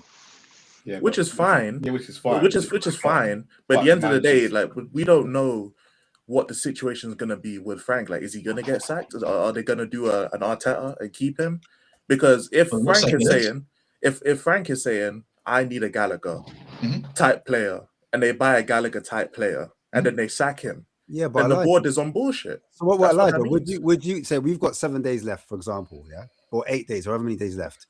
Do you give Thomas Frank more players then? Is that, or do you not? You're gonna have to, because the board are stuck now. Like, bro, I've had Frank on forward watch for 166 days now, so you might know how I feel about the manager. But we're in a situation where all the easy games, for the most part, have already been played. Like, apart from maybe like 2 or 3 games, we still have to play Arsenal, City, United, Liverpool, all of these teams, Chelsea. We still have to play all these teams, and these are the only. So even if we sack Frank, let's say we sack Frank after City and we bring in someone else, they're not going to beat these teams either. So, like, it's nice to do if buts and maybes. Even if they get maybe one result, are they going to do that much better than what we expect Thomas Frank to do? Like, not really. Like, if you're going to sack Frank, you sack him before the January window, but you sack him before, like when you have a chance to like not necessarily save the season, but save the season essentially. Like you sack him before the easy running games that we just had, or the easier running games we just had. Now we're at a position where we've got a tough February where we have to play all these big teams. The Champions League group stage is pretty much played out. We're already out of both cups. If you might as well, they have to keep him. What else can they do? What, sack him now? You sacked him like 3 months too late if you were going to sack him. Now, if they decided that he's going to be our version of Arteta, then cool, back him, but you haven't backed him well, in my opinion. There's still massive holes in the squad. There's massive gaps. Even with the signing of Gallagher, and even if we get Robertson in, you haven't bought a winger. We've sold a winger, and Kudus has gone down injured. You haven't brought a winger in. There were already questions about the left wing position. There was already questions about the deep line playmaker. There was already questions about a left back who's stable. If let's say we get Robertson done, that's an answer for maybe next season. Like there's still a bunch of where are questions these questions coming from? That's what I'm asking. Who's saying that the Spurs definitely need a playmaker? It's not just a deep line playmaker though. It's a bunch of positions. But that's why I say if Frank is gonna stay, if the board are of the mindset of Frank is the guy we're gonna bring forward, or he's gonna take us forward, then there are a bunch of positions that the board haven't addressed at all. But it takes time to address those. So basically, if they keep him, then they have summer to address them with them. Yeah, but they haven't. There's been 2 windows, and we haven't gone in for any of these players. Like we know the players that we need. We know that we need a winger. No, that's what I'm trying to say. We need. That's what you would like Spurs to have. But I'm trying to say, is that what Spurs, Frank, Lang have thought? Because they're never gonna go and buy players that the fans want. That's not gonna happen. They're gonna buy what they think is gonna benefit the team. That's what I'm trying to say. Position-wise, we just got a midfielder in. So yes, they're gonna buy positions that we feel like not the player exactly necessarily, but positions-wise, yes. So basically, if Conor Gallagher had gone to Chelsea with Bentancur being injured, what would be the narrative then? Or Conor Gallagher had gone to Aston Villa, Spurs would have been lighting him in the field, and then wouldn't the narrative be, why didn't we go for Conor Gallagher? He wasn't the best profile player, but Bentancur. But there's no such thing as a. But this goes back to the Ange days. There's never been a specific narrative on the team. It's always been split. So then you can say, oh, the narrative would have been, but there's just as much of a narrative for the opposite side. There's never been a set narrative. My point is, Elijah, is that Spurs fans say we need, but they never think about what, but it's not. Spurs as a club won't operate based on what the fans think the club needs. They're operating on what they know the club needs. Does that make sense? That does make sense. But then you get to a point where you're in a situation where you are now, where the fans have turned against the manager and the recruitment because they're not recruiting the players to make them come and spend their money to go to the stadium and watch that club. But they did that with Angie, Nuno, and towards Conte as well. So will the Spurs fans ever be happy with whoever they get? Like who that's what I want to know. It's like, because Spurs fans are always saying, but this goes back to what John said earlier. The recruitment for the last 6-7 years have been so bad that it's getting, you go from one manager to the next to the next to the next. That the problem you will always end up having, that the Spurs fans will have, is that yes, Frank's getting the blame now, but when we had the managers, who was getting the blame? You just said it, Levy, because that's where he was employing the recruitment, and then the recruitment go, but we want. But that's my point. That's one point as well, because I understand the frustration. But what I've always said personally to myself, it's I can sit there. I stop saying I want this player, because whatever player the club buys, they're buying it because they are aware of what. You know what I mean? So I'm just saying, the frustration. But they're aware. But what we're saying is they might be aware of who they're trying to buy, but the players that they're bringing in are not producing the levels that the club want to ask us to pay and go and watch this club. We shouldn't. And the ball changes their mind all the time. We shouldn't be in the position. What 15th now? Joint 16th. Obviously, the recruitment is not. They might be saying this player and that player is good enough. But is that the club's fault, or is that the players who've come for Spurs? Before you answer that, I want to get John's perspective. He has to go, and then JJ as well. Just to get the perspective on Conor Gallagher being the right fit for what we need, And is it down to the manager? Because we do say he's quite pragmatic, he's sensible, he wants to retain possession, he wants to recycle the ball. Is Conor Gallagher someone that's going to break the lines, pass the ball forwards, be brave with the ball? Is he the right type of player, considering that we've got so many number 8s as well? I think you need a multitude of different types of midfielders, but we seem to have very similar players at the moment. I think Gallagher is not the best passer of the ball, but I think he will. He's a bit of an all-rounder, bit of an old school midfielder. He can pass, but he's not a Michael Carrick, for example. But he will travel with the ball. He'll work hard. He gives you that all-round ability. I mean, there are similarities with Sarr, like as you mentioned him earlier, but I think he's more experienced, and mentality-wise, he will be that level ahead. It really depends where we go in the future. We've got obviously a lot of young midfielders. We've got, Bergvall and Gray as well, who are quite similar. Whether they think Gray will be the 6 eventually, I'm not sure. Bergvall is more of a progressive guy, but needs to learn. His decision making needs to improve significantly. But it's a squad game these days as well, because how many injuries? We blamed Ange when they all had hamstring injuries, but we seem to be getting a lot of injuries still, and they're all different types. I wonder if there's a problem with the pitches, the training ground, and the stadium. Maybe the fact we're getting so many. The medical department's been blamed. To be fair, they've overhauled the medical thing. department. That was a thing at White Hart Lane as well, like where people said because of the way our pitch is dry or something like that, a lot more players pick up injuries at our training ground and at our stadium than any other. Right. Yeah. So I don't think we'll really be a proper answer on Gallagher until we've seen him play for a year or two. You've got to let him bed in. He's obviously been playing in Spain, which is a different type of football. But I think he is. Does he improve us? Yes. I think is a simple answer. Does he improve us as much as we would like? Probably not. But as a short term, he'll be here for 5 years. I think he does take us up, and he helps the group overall. And they need help mentally as much as physically. JJ? I've got no problem with Conor Gallagher's signing because we haven't got players at the minute, and we'd all be moaning with the injuries that we've got if we didn't put a body in there, right? So Conor Gallagher just about ticks the boxes of the level that you can get. He was available, he was gettable, he was at a price point that we just brought in for Elijah's, number 1 player that he's got a picture of behind that he doesn't show people. So we had the finance ready to go. And look, is Conor Gallagher the profile and the position that lots of people will identify that moves us forward in certain areas? No, he's not. But did we need midfield cover? Did we need another player in there? Bentancur's gone for the season. Maddison's not playing this season. Palhinha had just picked up an injury as well. So we were light. Papsar obviously went all the way with Senegal at AFCON.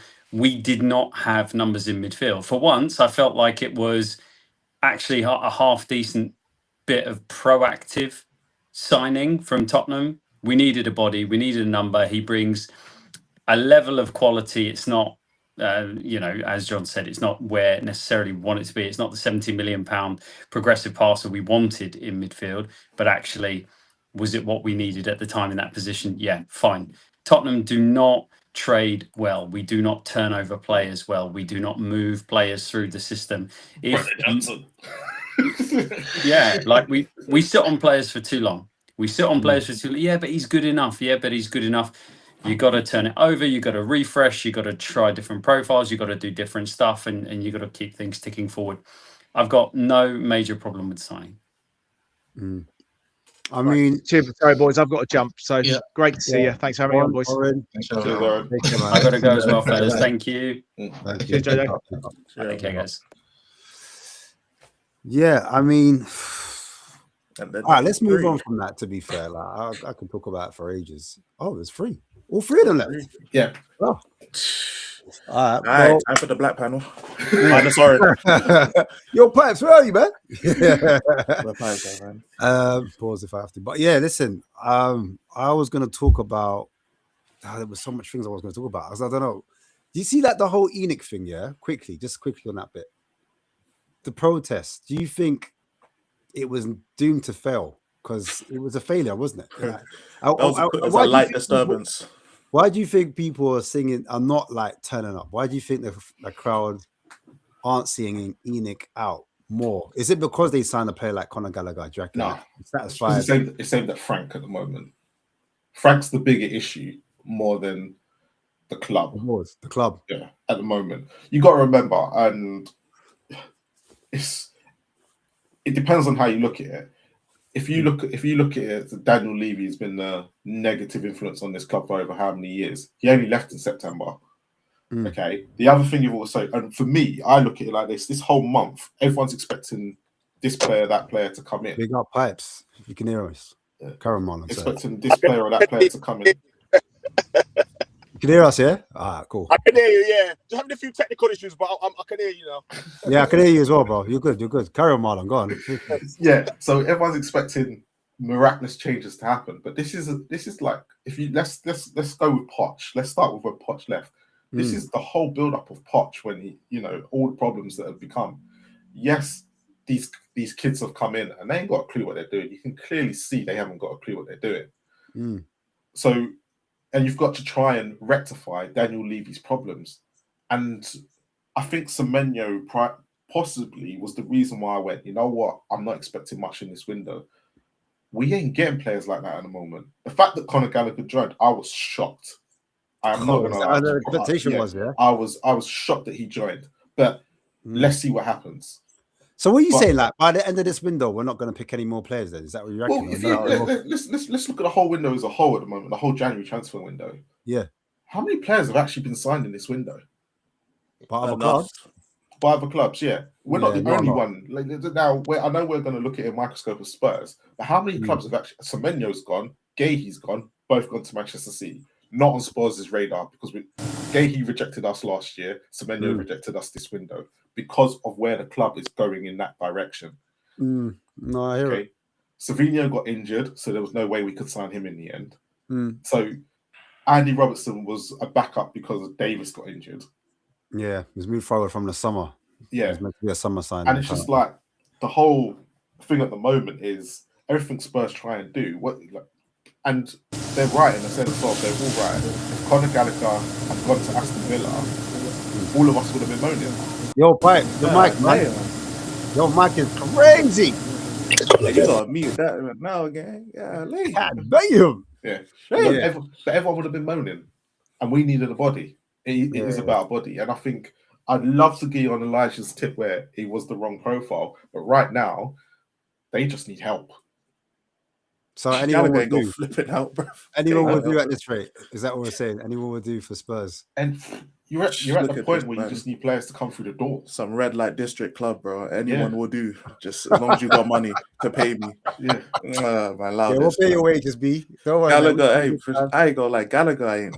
What's Gallagher done since he's been there? I know it's only been 2 games. That's so the I'm not gonna act like it. I'm not sure, bro. I'm not convinced. And I'm glad you said it, Ash. That bro, he's a maxed out. Like if he's a maxed out Pap Sar, bro. Like that's what he is, bro. Like it's not his fault. Yeah, man. He's the Aryan. You have to Aryan Pap. Look, you know what I'm saying, bro. You guys are forgetting the Suma has had to come back in this squad because of where we're at. Yeah, that's how bad things are falling. I can't lie. I don't rate Frank for that at all. This is where we've fallen. Gallagher, it doesn't matter. We needed a body, and that was it. It wasn't about who the profile was. I think that's what made me lose respect for Frank as well. Yeah, actually. It got to a point where you look at Conor Gallagher because you remember how I felt about Conor Gallagher 18 months ago. Yeah, of course. I didn't want it. I just thought he wasn't the sort of player that thing. But we got to a point where I'm like, I had to accept it because we've got to a point in this situation where I'm sorry, he's better than Archie Gray. And he's better than Bergvall. Right? He's going to produce more than them. And right now, we just need players that are going to have got the profile, not even the profile, more players that have got the experience to play in the Premier League. And this is the issue we've got right now. Look, I get what happened on Tuesday, and we had Bergvall and Archie Gray. But once we get into the next round, them two, if we got a Real Madrid and we're playing with those two, we're going to get ripped to pieces. We have to be completely honest about the situation. And I think when it comes to right now, I think it's more of a case of, and this is what you get with the Andy Robertson. I wouldn't be surprised if the club have tried, to get certain players through the door, and a lot of them have told us no, especially in the situation we're in, where I believe that. That's something I do believe. Yeah, we're so I can get low with down that. the table. I can get with that. I think that, like, for example, if the club were like looking for a particular player, and then they tried to spend the money, they spoke to the player as an agent, and the agents turned around and said, "Yeah, my players, he don't want to come Spurs." Because it's not even about Champions League football. It's about we did finish 17th last year, but it doesn't seem like we're going in that direction. It seems like we're actually dropping in that direction. And coming back to the board, I think that's the reason why they haven't spent money this January, because I think had Frank done what they thought he was going to do, they would have spent the money, if that makes sense. So if we were doing like Aston Villa, they would have backed it. They would have gone out and tried to spend it. But right now, it's like, all right, just let Frank manage the situation. That's what I reckon they're doing. They're using Frank as a caretaker because they can't find a caretaker. You know what I'm saying? And this get us to the championship, bro. Get us but this is the issue. This is what I'm saying. When you clearly know that most of them now at the top, they've not been in the football industry. The only person in that boardroom right now that's been in the football industry is Vinay. The rest of them, this is all new to them. They've never done this before. It's amateur hour. We've got a woman, Vivian, like she's not about that football life.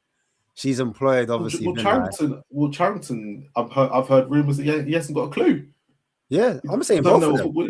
I'm saying both of them. They ain't got a clue. They're just suits. No, Vivian knows about football. I just think she doesn't know about running a football club. Running a football club. Yeah, that's what I'm talking about. Yeah, but Charrington apparently knows nothing. He's just a finance guy. I'm just saying. So you got a bunch of suits in there, and you're saying raw. Go run this. Are looking at the football, and they're like, "This is dross. Sack this brother now." Vinay's come in and he said, "Like, yeah, but sack him for who? For where? Where do we go? What's the alternative? You let me know. What anyone would do, like the fans are saying, anyone would do. Sack him, sack him." So I think there's like a power struggle with Vinay and Viv. Viv's like imagine, all right, Elijah, imagine you're Viv now. Like, what do? Do you sack Frank? Like, listen to your heart and sack Frank and say, get rid of him. He's going to take us to championship. And then, like, who do you bring in? Ryan Mason. Do you know what I'm saying? Like, the fans are going to go mad at you. They can't anymore. That's why I say, like, they waited too long. You can't sack him now, because look at the games we got left. Like, we've squandered all the easy games. Or if you want to say easier, I know, like, if they sacked him, who would you have liked in if they had sacked him earlier? You guys know I'm not a manager guy. I don't scout these men, bro. I don't know, bro. I don't know. I hear it. They can't sack him now. What if it was a scenario where they were trying to talk to Zidane? Like, maybe not Zidane, that's too much. But what if they were trying to talk to Xavi Hernandez? Yeah. No, but I reckon Xavi agrees to come here, then yeah, sure, isn't it? Like, no, what if they tried earlier, like in November? They were like, "Listen, brother, could you just help us out?" And he's just like, dragging his heels, not sure. But that's why I would say at that point, then. Which is fine, but I think at that point, then you have to say, okay, even if we wanted to sack this brother, we can't. Not only because no manager wants to come to us, but even if we do get a manager, we have to pay 10 million plus for whatever my man's contract is, because he gets paid 10 million a year. So at this point, bro, you got to stand on 10 toes, bro. You got to stand on business. That's what I would do anyway. I'd stand on business and just be like, yo, we brought in this guy. We put all our eggs into this basket. We just got to stand on business, and just whatever he needs, we get him. And we got to just try our best to back him as much as we can. And then if it flops, then it flops. But this halfway kind of shit that the board has been doing for years, like they want to invest in the future, but then compete now. They didn't think it get this bad. They didn't think it would go this bad. I think the problem they never had a plan B. If they had a plan B and they sorted it out, or what they could have done is like said, you know what, Langer, you're not experienced enough. We're going to trust in Paratici. Paratici, find us a manager. Apparently, he came in and he looked at Igor Tudor, who's mad pragmatic, mad defensive, isn't it? Ex-Juventus guy. Yeah, when it comes to Paratici, when it comes to him and managers, just forget it. Yeah, I mean, so that could have gone even worse. You know what I'm saying? If you went down that road, we got rid of Frank, you brought this guy in. Even if you get a caretaker from now, so imagine you get a caretaker, there's no guarantee to say that caretaker is going to do a Michael Carrick. That's why that's why they're probably just looking at it like, well, yo, we just got to stick with him. But that's what I say, like, Paratici, it's not like the 1st of January hit, oh my God, Paratici's gone. We knew Paratici was going, bro. Like, us as fans knew he was going. Sometime in December, got leaked that he he fell for the punani, innit? And he's leaving. He's going back to Italy, and it's cool. Mm-hmm. You know what I'm saying? I'm not gonna knock a man's hustle, but at the same time, we knew this was happening. If the board has gone after managers and they've said no, or they've gone after players and they've said no, then they know what's going on. Mate, at that point, you gotta just don't get it twisted. Vinay and the whole releasing the statement about him going back home for a woman. That's Spurs trying to get out of jail. Oh no, I don't believe it. But when there are jokes to be made, jokes, I can't lie, bro. You know, Vinay, when it comes to anything released and making good. Yeah, but I can't believe a man who's trying to save his hair, bro. Like, just go bold, fam. I can't trust him. I can't trust him, bro. You know, I don't believe a word that comes out of his mouth. Well, I just think that they should have just stood 10 toes with Frank and just, you know, just stood on business and be like, you know what, yeah, even if they're, because we don't know if they've tried to go in for players and they've said no, or they've tried to talk to managers and they've said no. We don't know. But So, let's say they have. With that being said, do you think the next 8 days, do you reckon they're going to back Frank? Or do you reckon they're going to? They've got no choice. I don't think they're going to, but they've got no choice. They really should. They have no choice. They have no choice. They have no choice because you think we'll get a player in? You think we'll get a player in then?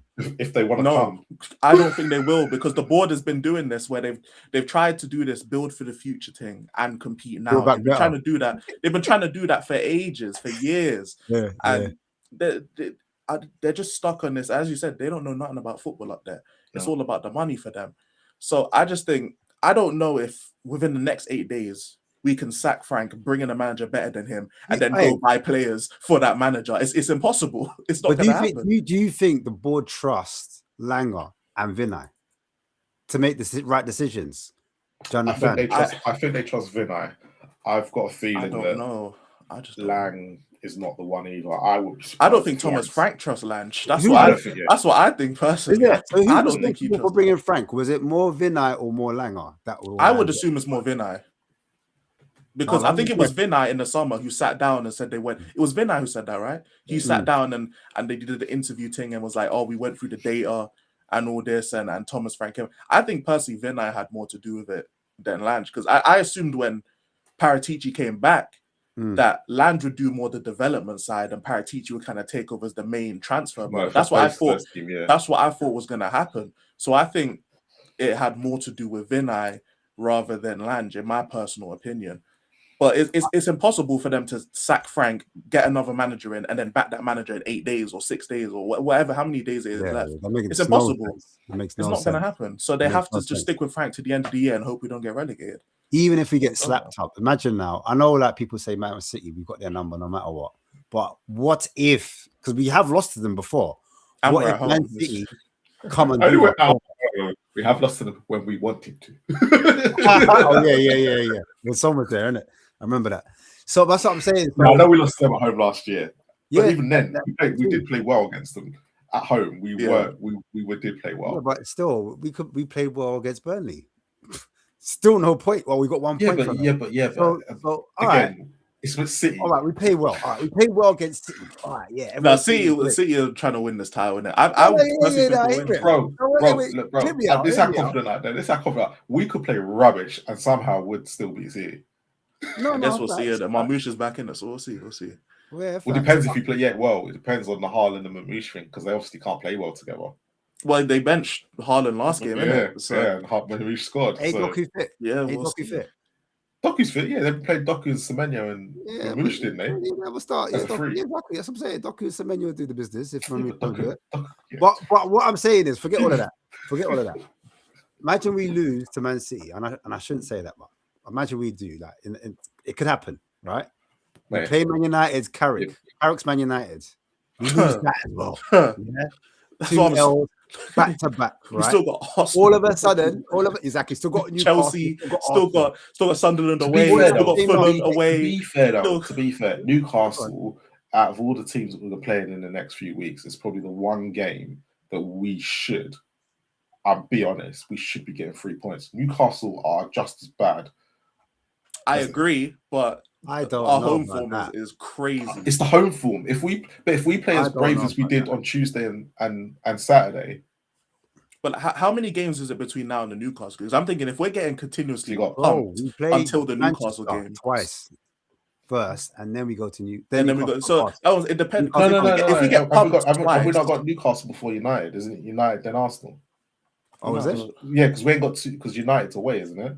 let me look this up. Actually, let me look. So I don't think we have 2 home games in the week, do we? So we got City, then United, then Newcastle. Yeah. So if we get pumped by City and United, that's what I'm saying. We're not going into Newcastle with any type of confidence. That's what I'm saying. Like, so we were getting pumped when we went to St James's Park, though. What? Say again? We were getting pumped when we went to St James's Park and No, but what I'm saying is, but that's 2 bicycle kicks from Romero. Do Newcastle have a cup game in between that? Because that would make a difference. Maybe I think the FA Cup might be going on. Not between United and not between semi. Was it semi for Newcastle or was for the League Cup? I would actually think it's between City and United because we play United on the 7th and we play Newcastle on the 10th. What I'm trying to establish is, like, do they have a midweek game before they play, or do they have a whole week's rest? Because I think that's Newcastle's problem at the moment.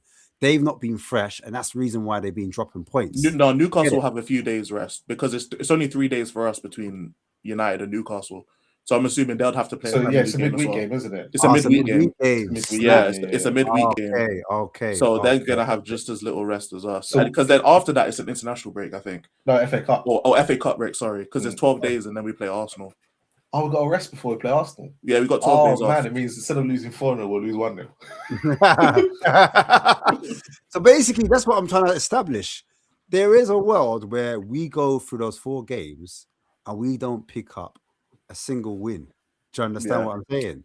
So knowing that now, do you not think the board acts and looks at it and says, you know what? We've got to sack Frank. We can't stay with him to the summer. Like they can't sack him to the North London derby though. They can't. They're not going to sack him, and I think he lasts the whole year, the whole season. If he gets to City, and he's not been sacked before City, there's not a world where they try and bring in somebody before United, Newcastle, and Arsenal.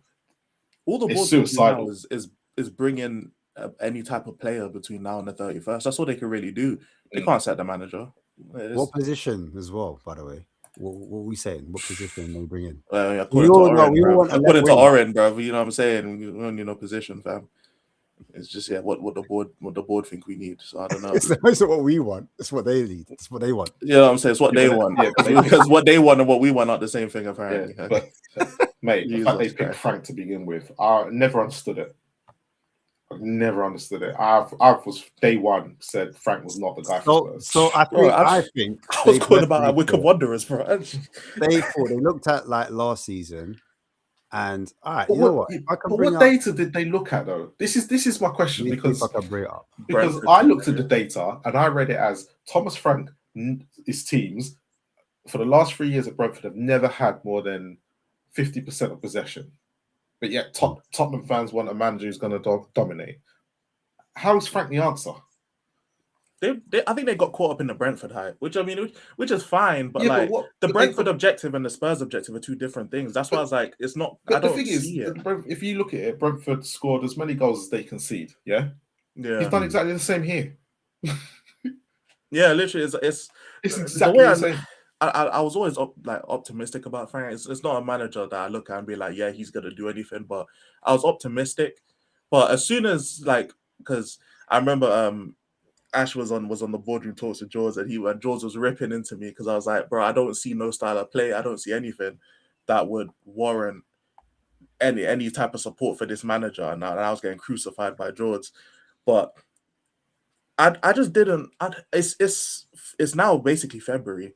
And we're still not seeing like a proper style of play. Like there isn't one. And the whole lack of midfield. Like I was watching obviously earlier when we were breaking down like the lack of midfield presence. And bro, I've been saying this at the start of the season, not to be like, oh, I told you so moment, but I've been on this channel after the Brighton and I think that we played Villarreal, and I was pulling up screenshots of like there's one person, it was Pellegrini, I think, in the midfield by himself.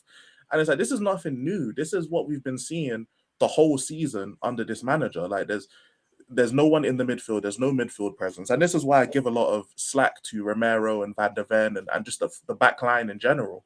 Because if you don't have a midfield presence, I look at it like lines of defense. Like if you don't have a line of defense in front of the centre backs, then it's just the centre backs versus an onslaught of the midfield and the attack. And how well are you expecting them to defend? Like they're not. Well, this will not, explain the shots from outside the area. That's where they're getting the shots from, because we have no midfielders. Yeah, it's like even for Burnley, we saw like there was no like Gallagher was up there. Sometimes maybe Basuma was up there, and this is why like I know I was talking about the profile midfielder, but this is why I think it's a system issue. It's a Frank issue and not the midfielders, because it doesn't matter what midfield pivot we played. Apart from the only midfield duo we played that wasn't like that was Pellegrini and Bentancur. And that's because Bentancur just doesn't have the motor to get up the pitch. He'd rather just sit back. But any other midfield like trio or duo that we play, there's no midfield presence at all. And it's like no matter who we play, there's no sort of presence. Like that has to be a managerial thing. And it's February almost, and we're seeing the exact same thing. Unless we're playing in Europe, in which, again, it's a completely different style of football, we can't generate anything from them. We can't dictate a game. We can't hold the midfield. We can't push them back. We can't do anything like that. So basically, I brought this table up. Didn't want XG though, but it's brought up XG. But I think what they were looking at is the quality of chances that Brentford were creating. I know you said they don't have a lot of the ball, but fast transitional football, Brentford, that's what they were doing. They got the fourth most amount of highest quality chances in the league, innit? So maybe they were looking at that. So but then to look at one stat and not counteract all the other 66 stats. goals, 66 goals as well. Yeah, they scored 66 goals. It's not like we're not scoring goals. Yeah, I know. We've got 30 goals. We've got 33 goals at the moment. Yeah, it's not like we ain't scoring goals. We scored enough to be higher up the table for sure. Yeah. But the problem is that I think what they saw 66 goals, and they thought if they kind of punch up and they put money behind it, then that could create more of a distance. So like with Brentford, but that doesn't work, because you're still looking at a team that he's done that with 66 goals, but he's done that with a team that he predominantly, and what he's known for, is less possession. It's not like it's over. So it's like a striker who suddenly scores. Let's take Solanke, who suddenly scores 20 goals for Bournemouth because he got right moment, right time. Comes to Tottenham, doesn't do it because we're not playing the same sort of football as Bournemouth. It doesn't work like that. Vincent Janssen, all them players that have one season wonders. So when you're looking at stats like that, and I get it, the higher chances, but actually I want to know what you're consistently doing over a 3-year period, not what you've done for one season. Yeah. Also, the whole like narrative for why Frank was hired has slowly shifted throughout the season, because when he was first brought in, the idea was that he was a coach and he's gonna basically raise the floor level of the younger players at the club, and kind of he's gonna be like a bridge manager. So he's gonna be here for like 2 years, maybe 3 years, raise the floor of the the SARS and the Bergmans and the younger players, and then put them in a position to where they're at a better level, and then he'll leave and a winning manager will come in. That was kind of the narrative that was, at least that we were creating as fans, to why Frank was here. And as time has gone on, it's become more of a thing of Frank is going to now lead us to some type of height in terms of competing and all that. And I just don't think that's Thomas Frank's bag. Like, I think he's just a manager who has a style of play, has a system.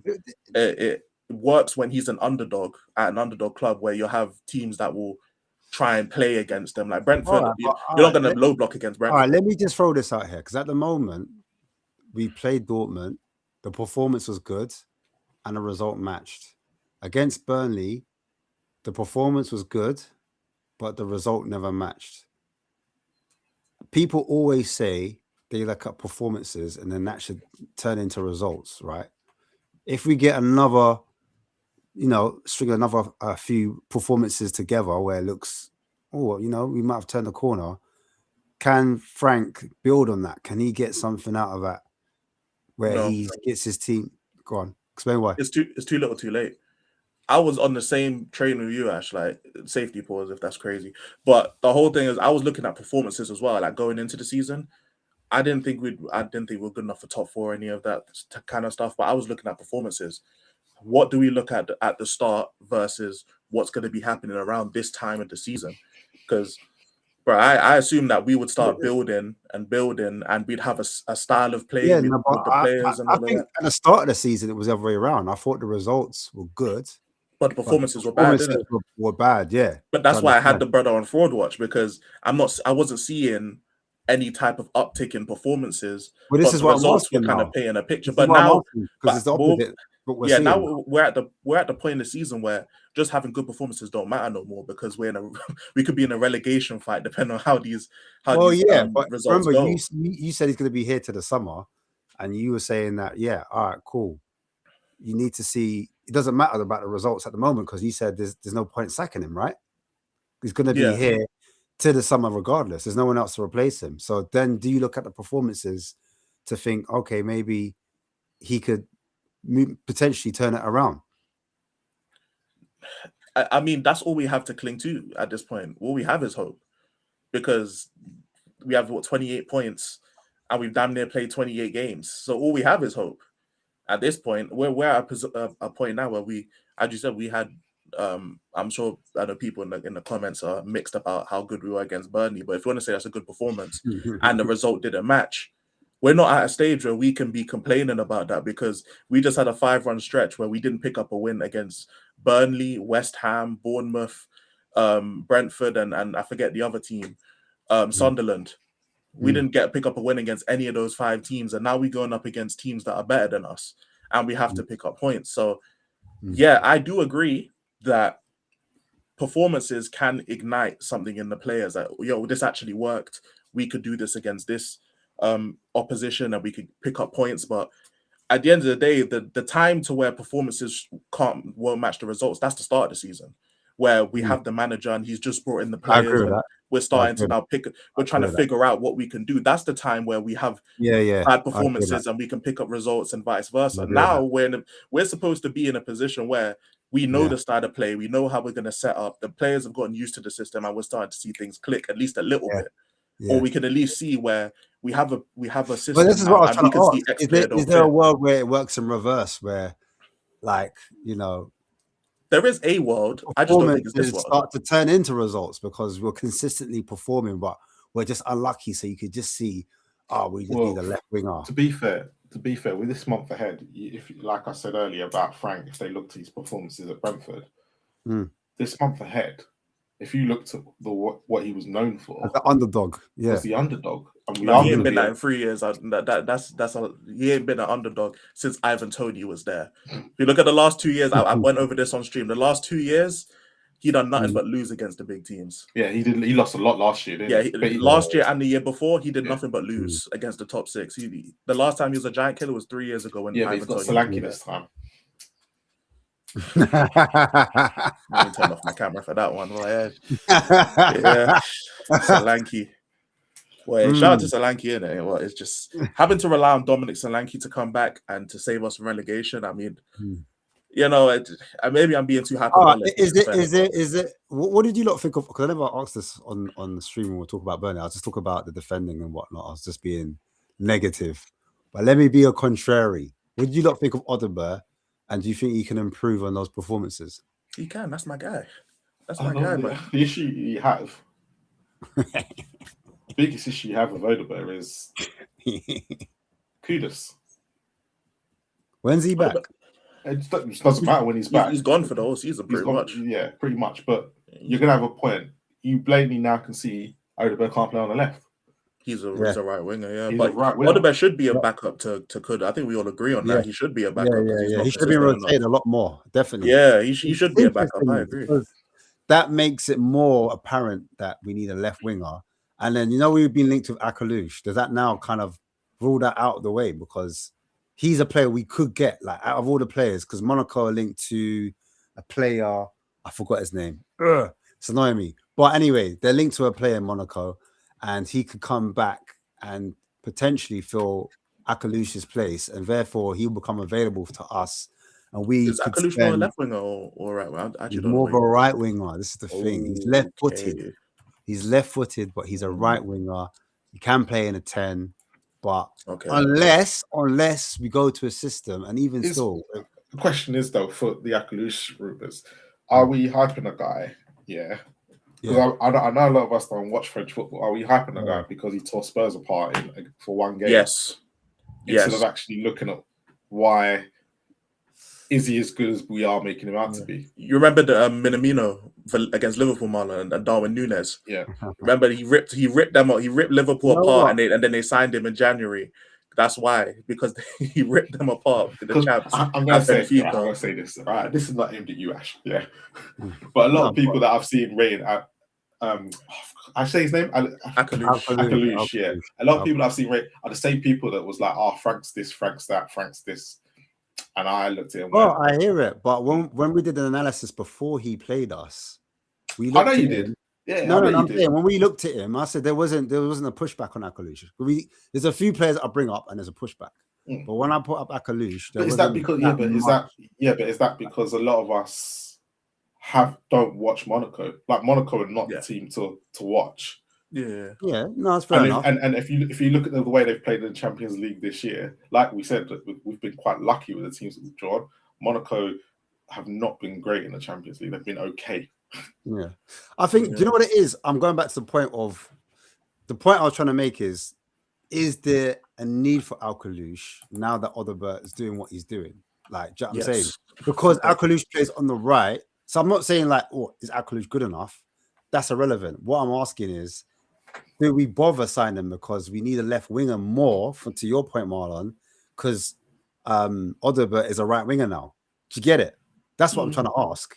And I'm it depends on Tel, though, doesn't it? That's why I'm confused with Frank, that's why I asked earlier in the show about Tel and like what people's thoughts were of Tel versus Spence. Because I know some of the panel was like they thought Tel was hard done by. Like Tel needs to get the games done. But I think he is hard done by a bit, to be fair. Because like he wants to play it up top in it. That's the problem. He wants to play as a striker, and he doesn't realize that. He doesn't realize that he's been playing better on the left, and this is why, like, I'm very shamelessly an Odobert PR merchant. By no means do I think he's good enough to start for Spurs, but I do think he gets overhated by the fan base because him and Tel get partnered together because they're both French youngsters who play on the wing. But as much as I like Odobert, bro, he's a squad player. At this point in time, rotational guy, start maybe once or twice. It depends where you see Spurs at the moment. If you see Spurs as a mid-table team or even as a mid-table team, I wouldn't, because he's just inconsistent, and it's okay for, and this is why like I'd still be okay with the Akalush sign, especially for those who are happy about Gallagher signing. Like if our players are inconsistent, then you want to have rotational players, people who can come in, and if Odebert's not having a good game, then you can bring him off. Hold that for. I want to see if Pipes can you hear us. I can hear you now, Ash. I can hear you now, brother. All right. Talk your stuff, brother, because we've been talking for a while, innit? Go on. Well, boy, not being funny, man. We're kind of arguing over such mid-level players. You know what I mean? Tel, Odobert. I mean, our bar is so low, fellas. It's so low. But the question was, can we attract the level players as us fans we think we can get? You see, this is the argument, bro. Yeah, but I hear that argument a lot, Ash, and I'm of the opinion with Tottenham or with our club, it is a case of pitch, the vision that you have to sell, and salary.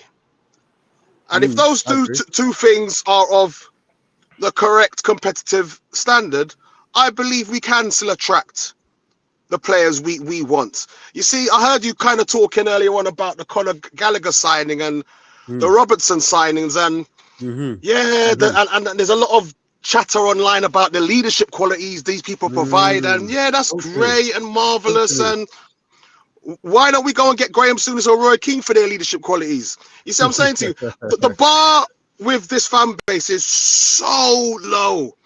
Conor Gallagher, quite frankly, let's be honest, he's a nothing player.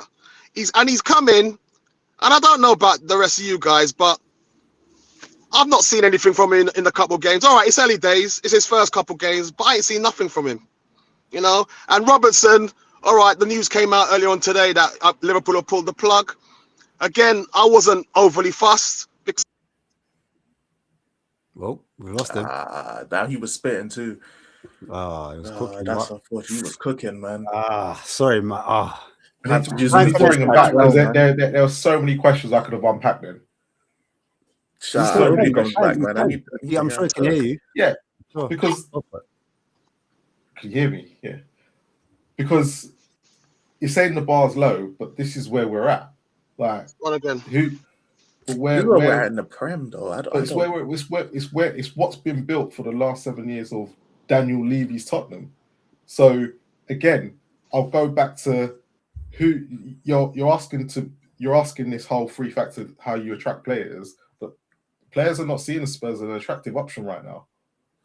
There's something clear fundamentally that when they're going to the remember the training ground and the stadium and the thing is meant to be all the things to sell, but these players are obviously coming there and they're going. Okay, cool. So let's go with that point that we're not attractive. We can't not attract as attractive. Okay, as attractive. How do you feel about Lookman now, knowing where we are? Would you take him? Would you take Lookman? So I was thinking about this earlier, yeah, because I've been a big thing about not taking him and this, that, and the other. There's more to it than people are understanding the situation. I'll take him, but there's obviously something clearly wrong with Lookman. Has to be, surely. To be what, £30 million, £35 million. This is a guy that tore up the Europa League final. Euros as well. Okay.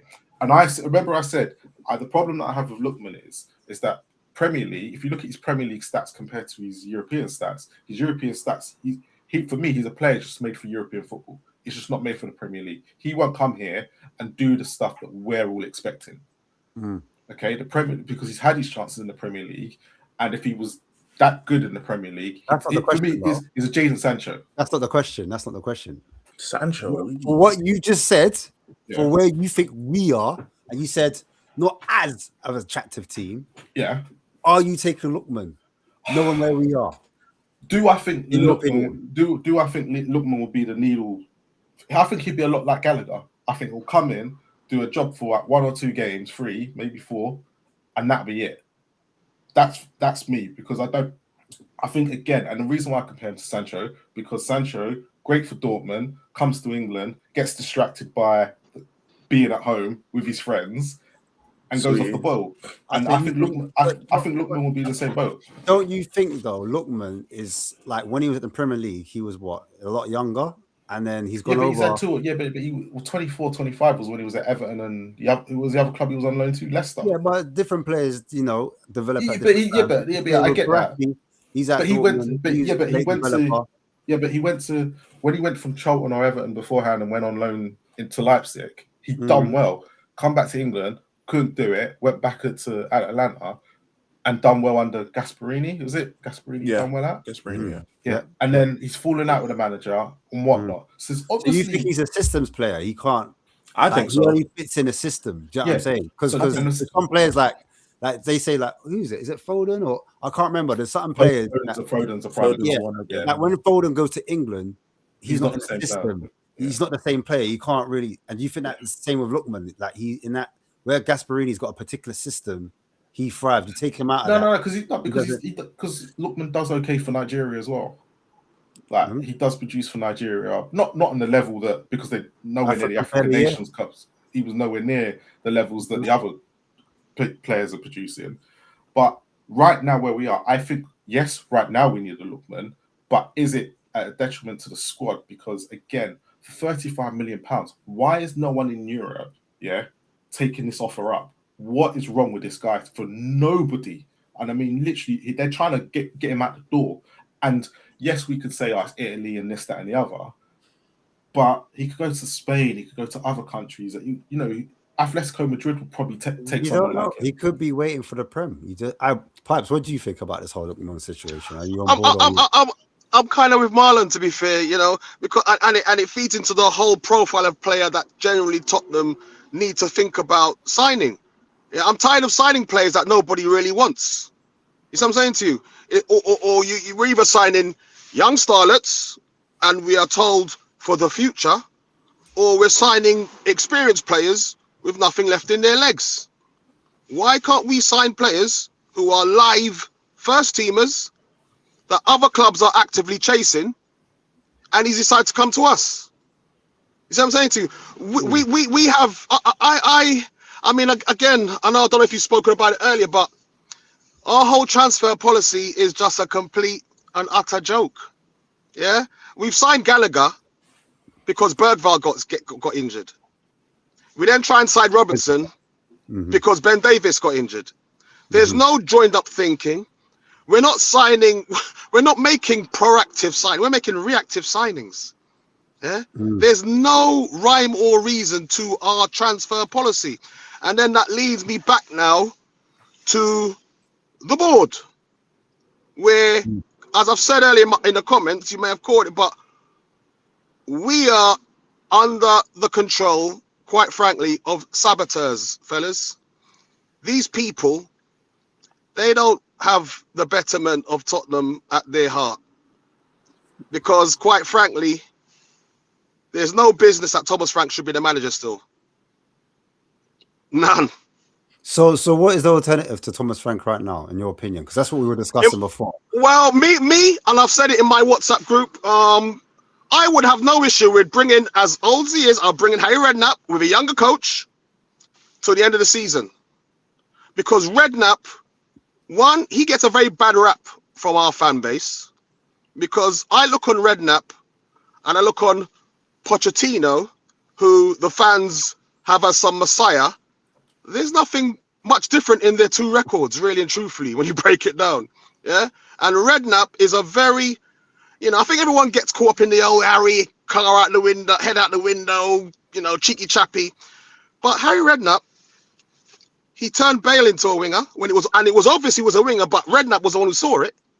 Took him from left back to a winger. He took Luca and put him in the middle. Yeah. So it's these little common sense things that Redknapp does. And he would come in a little bit like Carrick has done already at United. He will put round pegs in round holes. Do you know, and isn't the question about Redknapp that he hasn't been involved in a football club for over 10 years, though? I hear that. So then obviously you get a younger coach in with him. Well, like Heitinger or something like that. Maybe Heitinger, because to be honest with you, I don't know what you guys thought, but I thought Heitinger was brought in to actually take Frank's job when Frank got the tic-tac. And then, okay, we pull out a result last week against Dortmund, but quite frankly, that shouldn't have been the remit for keeping this manager on. If they'd already decided to sack him before the Dortmund game, the result should not have brought any relevance to the decision. I thought because we're in this kind of, game to game kind of thing with Thomas Frank right now, which is just not helpful for the football club. Yeah, I know. I'm sure you or everybody on this panel knows that Thomas Frank, it's not going to work with this manager. I don't need to see another 6 months. It's not going to work with him. Yeah, he's a manager. He's mid-table. His mentality is not that befitting of a Tottenham manager or managing a big club. Yeah, you see, people. He's gone to Man United. He's gone to Chelsea. Those two clubs both looked at him and turned away. That should have been a massive red flag to Spurs. Yeah, he's not the guy to manage a big. He's a manager that can manage to a level, and it's not his fault. You get managers that they are suited to a certain level of club, and they can't go any higher because they don't have the charisma, they don't have the mentality, and they don't have the tactical. Thomas Frank doesn't have it in his toolbox to set a team up to impose themselves on a football match. He sets a team up to, let's try and not get beat today, fellas, or it's all about the opposition with Thomas Frank. And it's about every opposition. It's not like he's looking at the top 5 or 6 and saying, okay, fellas, we got every team we play, those players go out on that pitch literally petrified. Yeah, right. I don't know about you guys, but I don't trust Tottenham at the moment against any team in. He was spitting though. It's mad. I was going to ask him if he thinks we're in a relegation scrap as well, but he's gone now, isn't it? That's what his answer would have been. Yes. He said you don't trust anybody. He said the answer is yes. I think, and you reckon, because remember when Harry Redknapp took over, we were like in that direction, isn't it? He was. Yeah, but Harry Redknapp was fresh off just coming off from board. That's slightly before my time. I can't come like that. Yeah, he was like the Pulis kind of like he was the one that you bring in the issue you've got is with Harry Redknapp, and I did joke and jest when I used to suggest he would be the manager to come in. He hasn't been involved in the club for 10 years, and most of these players that he's coming in to manage, he's now got to put his arm around. The game's changed in 10 years since Redknapp was last in charge. I agree. And that's the biggest problem. You know what's mad though? Redknapp did like physical, tall players. You know what I'm saying? Quite similar to what the Premier League's about right now. You like to get players and cross the ball into the box. It's kind of gone back round, isn't it? From when Redknapp was not about. It's gonna do a full circle. If you add a modern coach to add to the principles, you've got a man that's a good man-to-man manager. It's common sense. He doesn't overdo it, and he just keeps it simple. He lets the coach, and then when he needs to say his thing, he will come in. That's what he's doing. He's not on the training pitch. Redknapp's not. Yeah, he's not on the training pitch. Yeah, he's there. He's there on a Saturday, picks the team, G's you up, gets you out there, tells you what the tactics are. Football's gonna go full circle though. I think similar to like, I can't speak on 2000s football, but like early 2010s football, in my opinion, that's the peak of football. I know most people disagree, but I think football's gonna go full circle back to that because from the early 2000 games that I have watched, there was a lot more like everyone felt more free in a way. Like the game was just a lot more free, especially at the higher levels. And now everything's really robotic. You think there's room for more freedom? You think there's room for more freedom? And then I think with how everything gets so robotic. Do you think we should go with 210s then? Do you think Spurs should go out and play with like a Xavi and an Odobert in the 210s, or recruit? I don't think Odobert can buy another 10 rather than buying another left winger. Buy another 10, like make Xavi play as a right 10, and then buy. I don't think either of them could do it. To be honest, I don't, especially Odobert. I think Xavi could do it, maybe do it. I don't believe Odobert can play as a 10 at all. I don't believe it. Agreed. Yeah, because we have seen Odobert in the 10, and you guys know I'm an Odobert guy, bro. We've seen him in the 10, and he's looked lost. In my opinion, he looks lost every time he's in the middle of the pitch. He's just a winger, but he looks lost on the wing. Sometimes he on the left. Sometimes he looks lost. I won't go on the right. He looks a little bit better, but on the left, sometimes he looks lost. I can't lie, but. I'm really looking at this like I don't even think we're going to sign no one. I know with the Gallagher's real doubts. Both Robertson and Gallagher were like they appeared out of nowhere in a sense. Like it's not like we were linked to them early doors and it's kind of dragged down. Lange, you know what I'm saying? That's a Lange. Yeah, it's like Gallagher or Villa were getting Gallagher. Oh, we're hijacking him just like that. We got him. Robertson. It was just a random. Yeah, it was just a random day. We woke up and all of a sudden Robertson. Sorry to cut you. Can any of you actually visualize that we sat down at the start of the window and geography teacher Lange and whoever decided to say, okay, we want Robertson and we want Gallagher? Do you think those were the targets at the start of this window? No, they were definitely not. Because we didn't sign my man as well. I think Sousa was planned. We know Tottenham. Sousa was planned, but Sousa was planned. I think their main two targets were Savinho and Semenyo, and they both said no. Semenyo said I decline, and I think Savinho got injured. And also explain to me. Sorry to cut you again.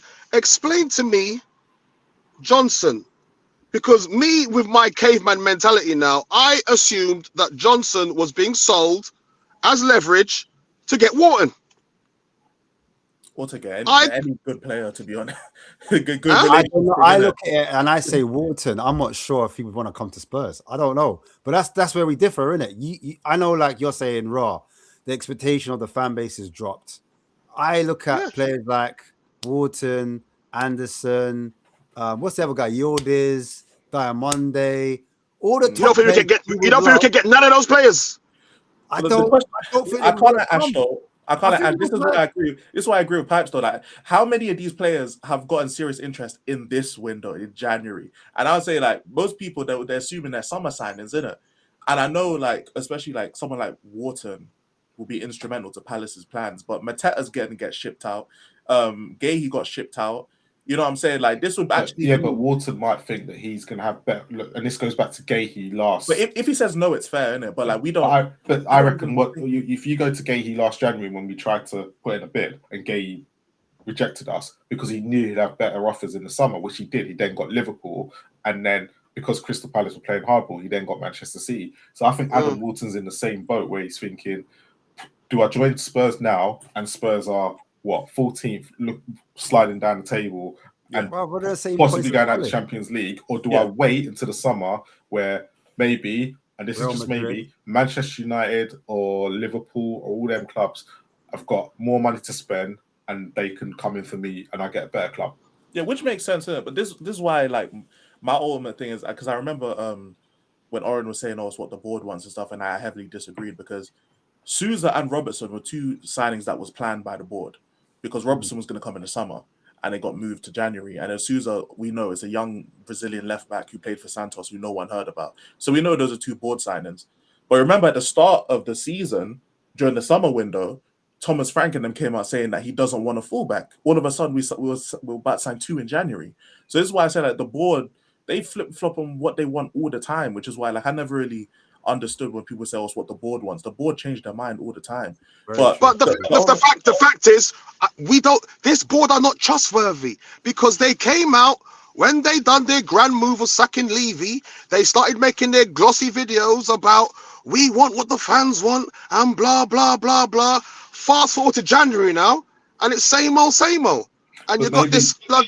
Go on. Do you not think though maybe they didn't realise the impact that the last 7 years have had over on the club and realise what mess it was actually in, and they've come out and said all that stuff, and it's that reality's only hit now.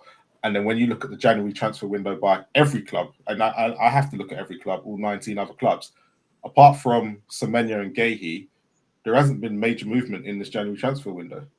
Because most teams spend a lot of money in the summer. Yeah. The PSR obviously is an issue for some clubs. But which then meant for us, when we go... It can't be an issue for us though, surely. It can't be an issue for us. It's more of a case of the clubs that have an issue. They can't get rid of players right now because they need it for the rest of their season. Because like if you look at Villa, like Villa's been very active, but they had to sign Marlon. They had to sell Marlon to get Tammy Abraham. So like it's most of the players. Like, I think Nottingham Forest are trying to get Mateta now, but a lot of these teams, it's PSR and all the issues that they have. But like I understand in the Prem, when it comes to players who want to play in the Prem, they'll look at Tottenham and be like, "Why would I join here?" But like I was saying, the way I agree with Pipes is, but England is one country. Like I understand, and I'm just throwing it in. I'm not saying about to say that. I was just running through my mind. That was it's literally like I'm just gonna say Kubo as an example. Like we know the Japanese right winger. I think you've covered it before, Ash. But like I'm not even saying like sign him, but players who are good players overseas, and this was and I was getting flack because I was saying Kudus at the time when he was valued at 70 million is too much. But there are players like Cherky and Reinders combined cost what Kudus would have cost us. Like I think Reinders was like 40 million euros and Cherky's like 30 million euros. But there's a bunch of players overseas that are very good players, and we can sign them, and they would want to come. I'll tell you who I would like to see us make a bid for, and I don't know why we're not making a bid for him. Who's that? Oscar Bob at City. Oh, Fulham looking at him, isn't it? Yeah, Fulham. I know. I don't understand how Fulham are getting first dibs there. I rate Oscar Bob very highly. The only issue with Bob is probably is he the same player after his injury? No, but not only just that, it goes back to the same issue I was talking about with Alcalush, whether you rate him or not. He's predominantly a right-sided player when we really need a left-sided player more than we need a right-sided player. Yeah. Okay. I mean, my wish list for the left side has been for a few years, and all right, maybe his form has dipped, but I still would like to see Nico Williams at Tottenham, but obviously he's on a very long-term deal at Lecce, so But that wage structure, his wage structure is like what 300 bags, I think. Was it more? Yeah, but apparently now our wages won't be an issue under this new regime or ENIC 2.0. So I'm only going by what the brochure says. Would you give him 300? Would you give him 300? Nico? Yeah, he's a game changer. He's a game changer. I don't know if he's you know what? Yeah, okay. He's a needle mover, Ash. He's a needle mover. I'm gonna say I did see some people talk about Leao like last year about and the money he'd be on and him joining the Tottenham. I think it's sort of the same kind of ballpark in terms of. I just think Leao would look at us and he would be like, "No, I'm not coming." Yeah, that was saying that. And remember, that's why I say that. also with Williams was linked to Barcelona. He was meant to link up with Yamal. Them two meant to play. Yeah, but they couldn't. Yeah. So well, I know their financial situation is a bit mad, but I'm just saying. No, I hear that. And then us fans, we want these type of level players, but do they want us? Yeah, but these are hyper names. But we as a club, we as a club cannot continually turn away from every player and say they're not going to come to Tottenham. You know, it's like if you don't buy the ticket, you don't win the raffle. So you know what I mean? Yeah, for me, you have to because you guys mentioned European players here. Okay, so when you're mentioning players abroad, they've got to have the mentality, a strong mentality, because for Reinders and Cherky to go to a Manchester City, the club's in the right direction.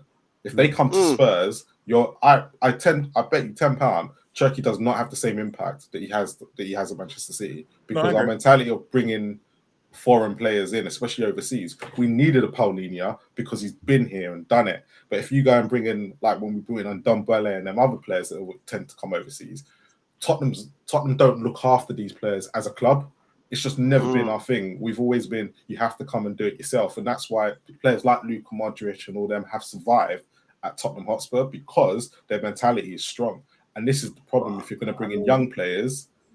They've really got to have a strong mentality. Like Bergvall has it, but Bergvall's got injuries. I still think with these guys, like there's certain profiles we definitely need. We need a goal scorer. We can't rely on a Solanke. Odegaard's too inconsistent. So we do need goals from the left-hand side, in my opinion, or at least minimum creativity. Do you know what I mean? And I do think, regardless if they're name brand, if they're not proven, if they're across Europe, I think outside of Europe, we can get. If Spurs went and bought the 3 players West Ham have bought, no one's going, who the hell are these? Yeah, no, I get it. That's why I say like the scouting has always been even though the 2 players that West Ham bought, to be fair, the 2 players that West Ham bought have actually come in and been they've come on and they've played really well. But if Spurs buy them, that's like comparing us to like a Brighton. I think we could go one level above that, man. I think we can get like a player the criteria we need. Like for example, I think maybe not a Locatelli, who I think is a great midfielder, progressive passer, got the right mentality, came from Juventus, that when Bentancur came from, Kulusevski came from, 2 players that helped us in that move. I think we could at least go for like a Roma's player, Kone, who's like 24, 25. We could take him. There's another player, I forget his name, Kefram Taram. He came from he's at Juve now, but he came from Glocken Mogbrak at the time, a German team anyway. We could have got him. We could have looked at a player like that can play in the midfield, that can pass the ball and carry and like defend as well, like what Conor Gallagher do, but at a different level. He's a different profile to him. I think there's players out there. I mean, at the end of the day, the whole spine needs addressing. The spine. That's where you start. Ready team. You know, from goalkeeper right through. So you need don't get me started on Vicario, but he needs to be replaced. Yeah. Then you go midfield. You need a baller, progressive, a defensive mid as well, or top class. So I mean, I would, like I said, Wharton and Anderson would be my 2. But obviously, it's whether they would come to Tottenham, as we all keep saying. I think Paulinho can do it, though. That's what I really think Anderson would come to Spurs. He's just not allowed to. Polina. He's a now player, but he's now towards. He's between a now and near the end in my book. No, I think Paulinho would work better in a transitional team. He's not a player that he's not gonna screen the defense. He's more like Partey. He goes and wins that ball high up. Does that make sense? I hear what you said. He's got a high motor, and he turns the ball over. And also, when he's in a transitional team, he can play those balls over the top at times or switch to play. He's that type of player, but he's not like. Can he? His pass is very limited, though. I know he hasn't done it for us. He can. I've seen him do it at Fulham. But I think with Spurs, where we play teams where they're facing a mid block or a low block, that's when he goes missing. You can't really see Paulinho. Well, to be fair, it's very difficult to judge our players under this manager, because all of them, to a man, they get the ball, they want to check back. They get the ball, they want to check back or play inside, play square. There's no forward movement. Nobody wants to take a chance. And that leads back to the coach.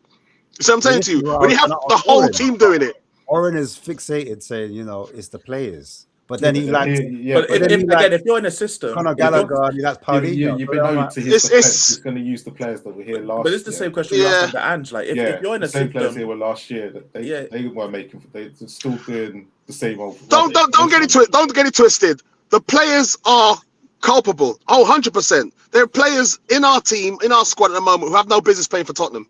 Yeah? But it's compounded by this coach.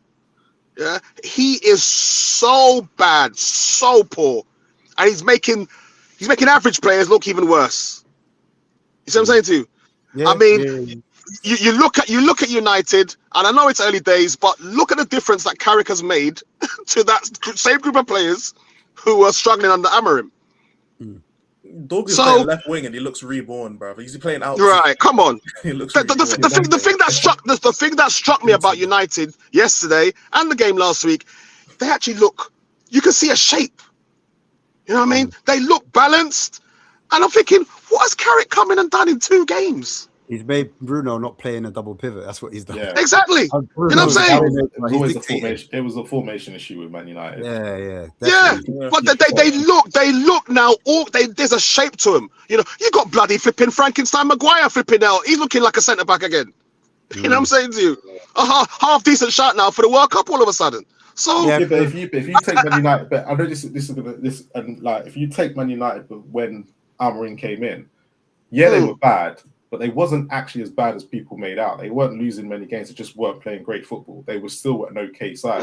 They're winning games and playing great football. Yeah, and then Amorim came in and they literally changed the formation and the players didn't suit it. And this season, yes, they haven't been great, but they wasn't anywhere as bad as we were. And then it's taken as a manager to go, actually, no, come on. They signed him, and it was apparently, Carrick stayed up till 2 a.m. watching Arsenal tapes. The last 5 games, him and his team. It's up to 2 a.m. in the morning. They need to stay out. They just watch the set pieces and just defend. That's what they want to do. Just do it better than what Frank tried. No, but what I'm trying to say, people aren't putting enough credit on Carrick's name. Do you know what I'm saying? He's come in. No, I hear you. He's about 4 players on social media. They've come out and they said Carrick's amazing. Yeah, but the amount of detail and what we've done. Let's stop a second. Yeah, let's stop a second. Playing the Arsenals and the Manchester Cities, because you watch them every week. They're on TV. It's going to be when they over the next couple of weeks when they play us and the other teams where Man United weren't picking up the results. Well, we're expected to win. Yeah, I hear that. We're going to beat Man United, yeah. Huh? The way Andrew carries on, Frank carries on, you wouldn't be surprised, mate. But you're right though. You're right though. You're right to have that name slip. You're right to have that. You're right. No. Here I'm gonna say. Here I'm gonna say. Here I'm gonna say. Here I'm gonna say. The losing culture that we are now in started with Angie.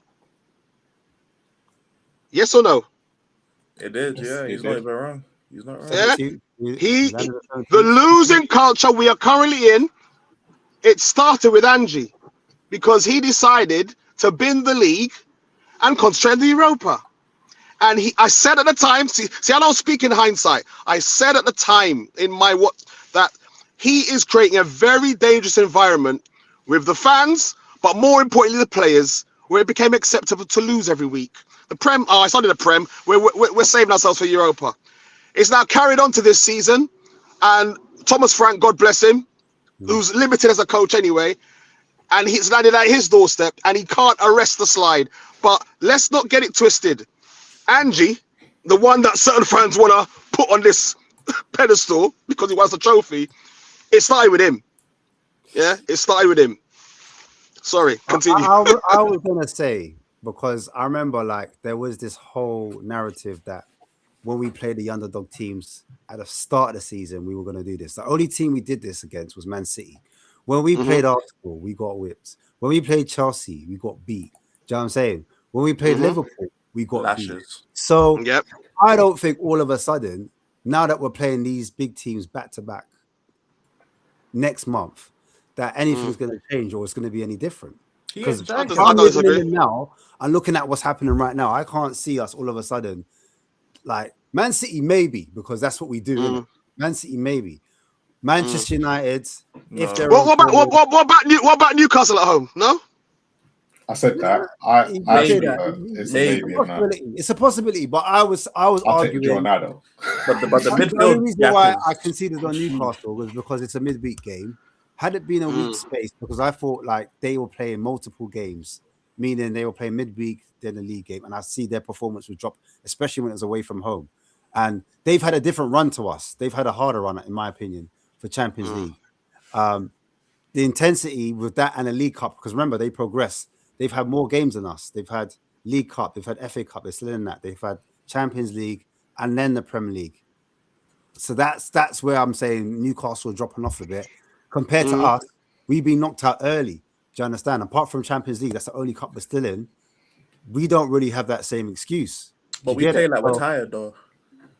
Yeah, we play like we need a nap, fam. That's we the got problem. 3 days. Oh, well, you said 3 days, man. I'm saying we play like we need a nap, fam. You know what I'm saying? It's gonna be peak. It's gonna be peak. That's crazy. It's crazy. But guys, Yeah, we're in very perilous times, and I don't even think the fan base are fully acknowledging of the trouble we're in, because I said again, I don't fancy us against any team in this league, and the results are bearing that out. We're losing to the teams around us. Yeah, the bottom 6 below us, we failed to beat 4 of them. Yeah.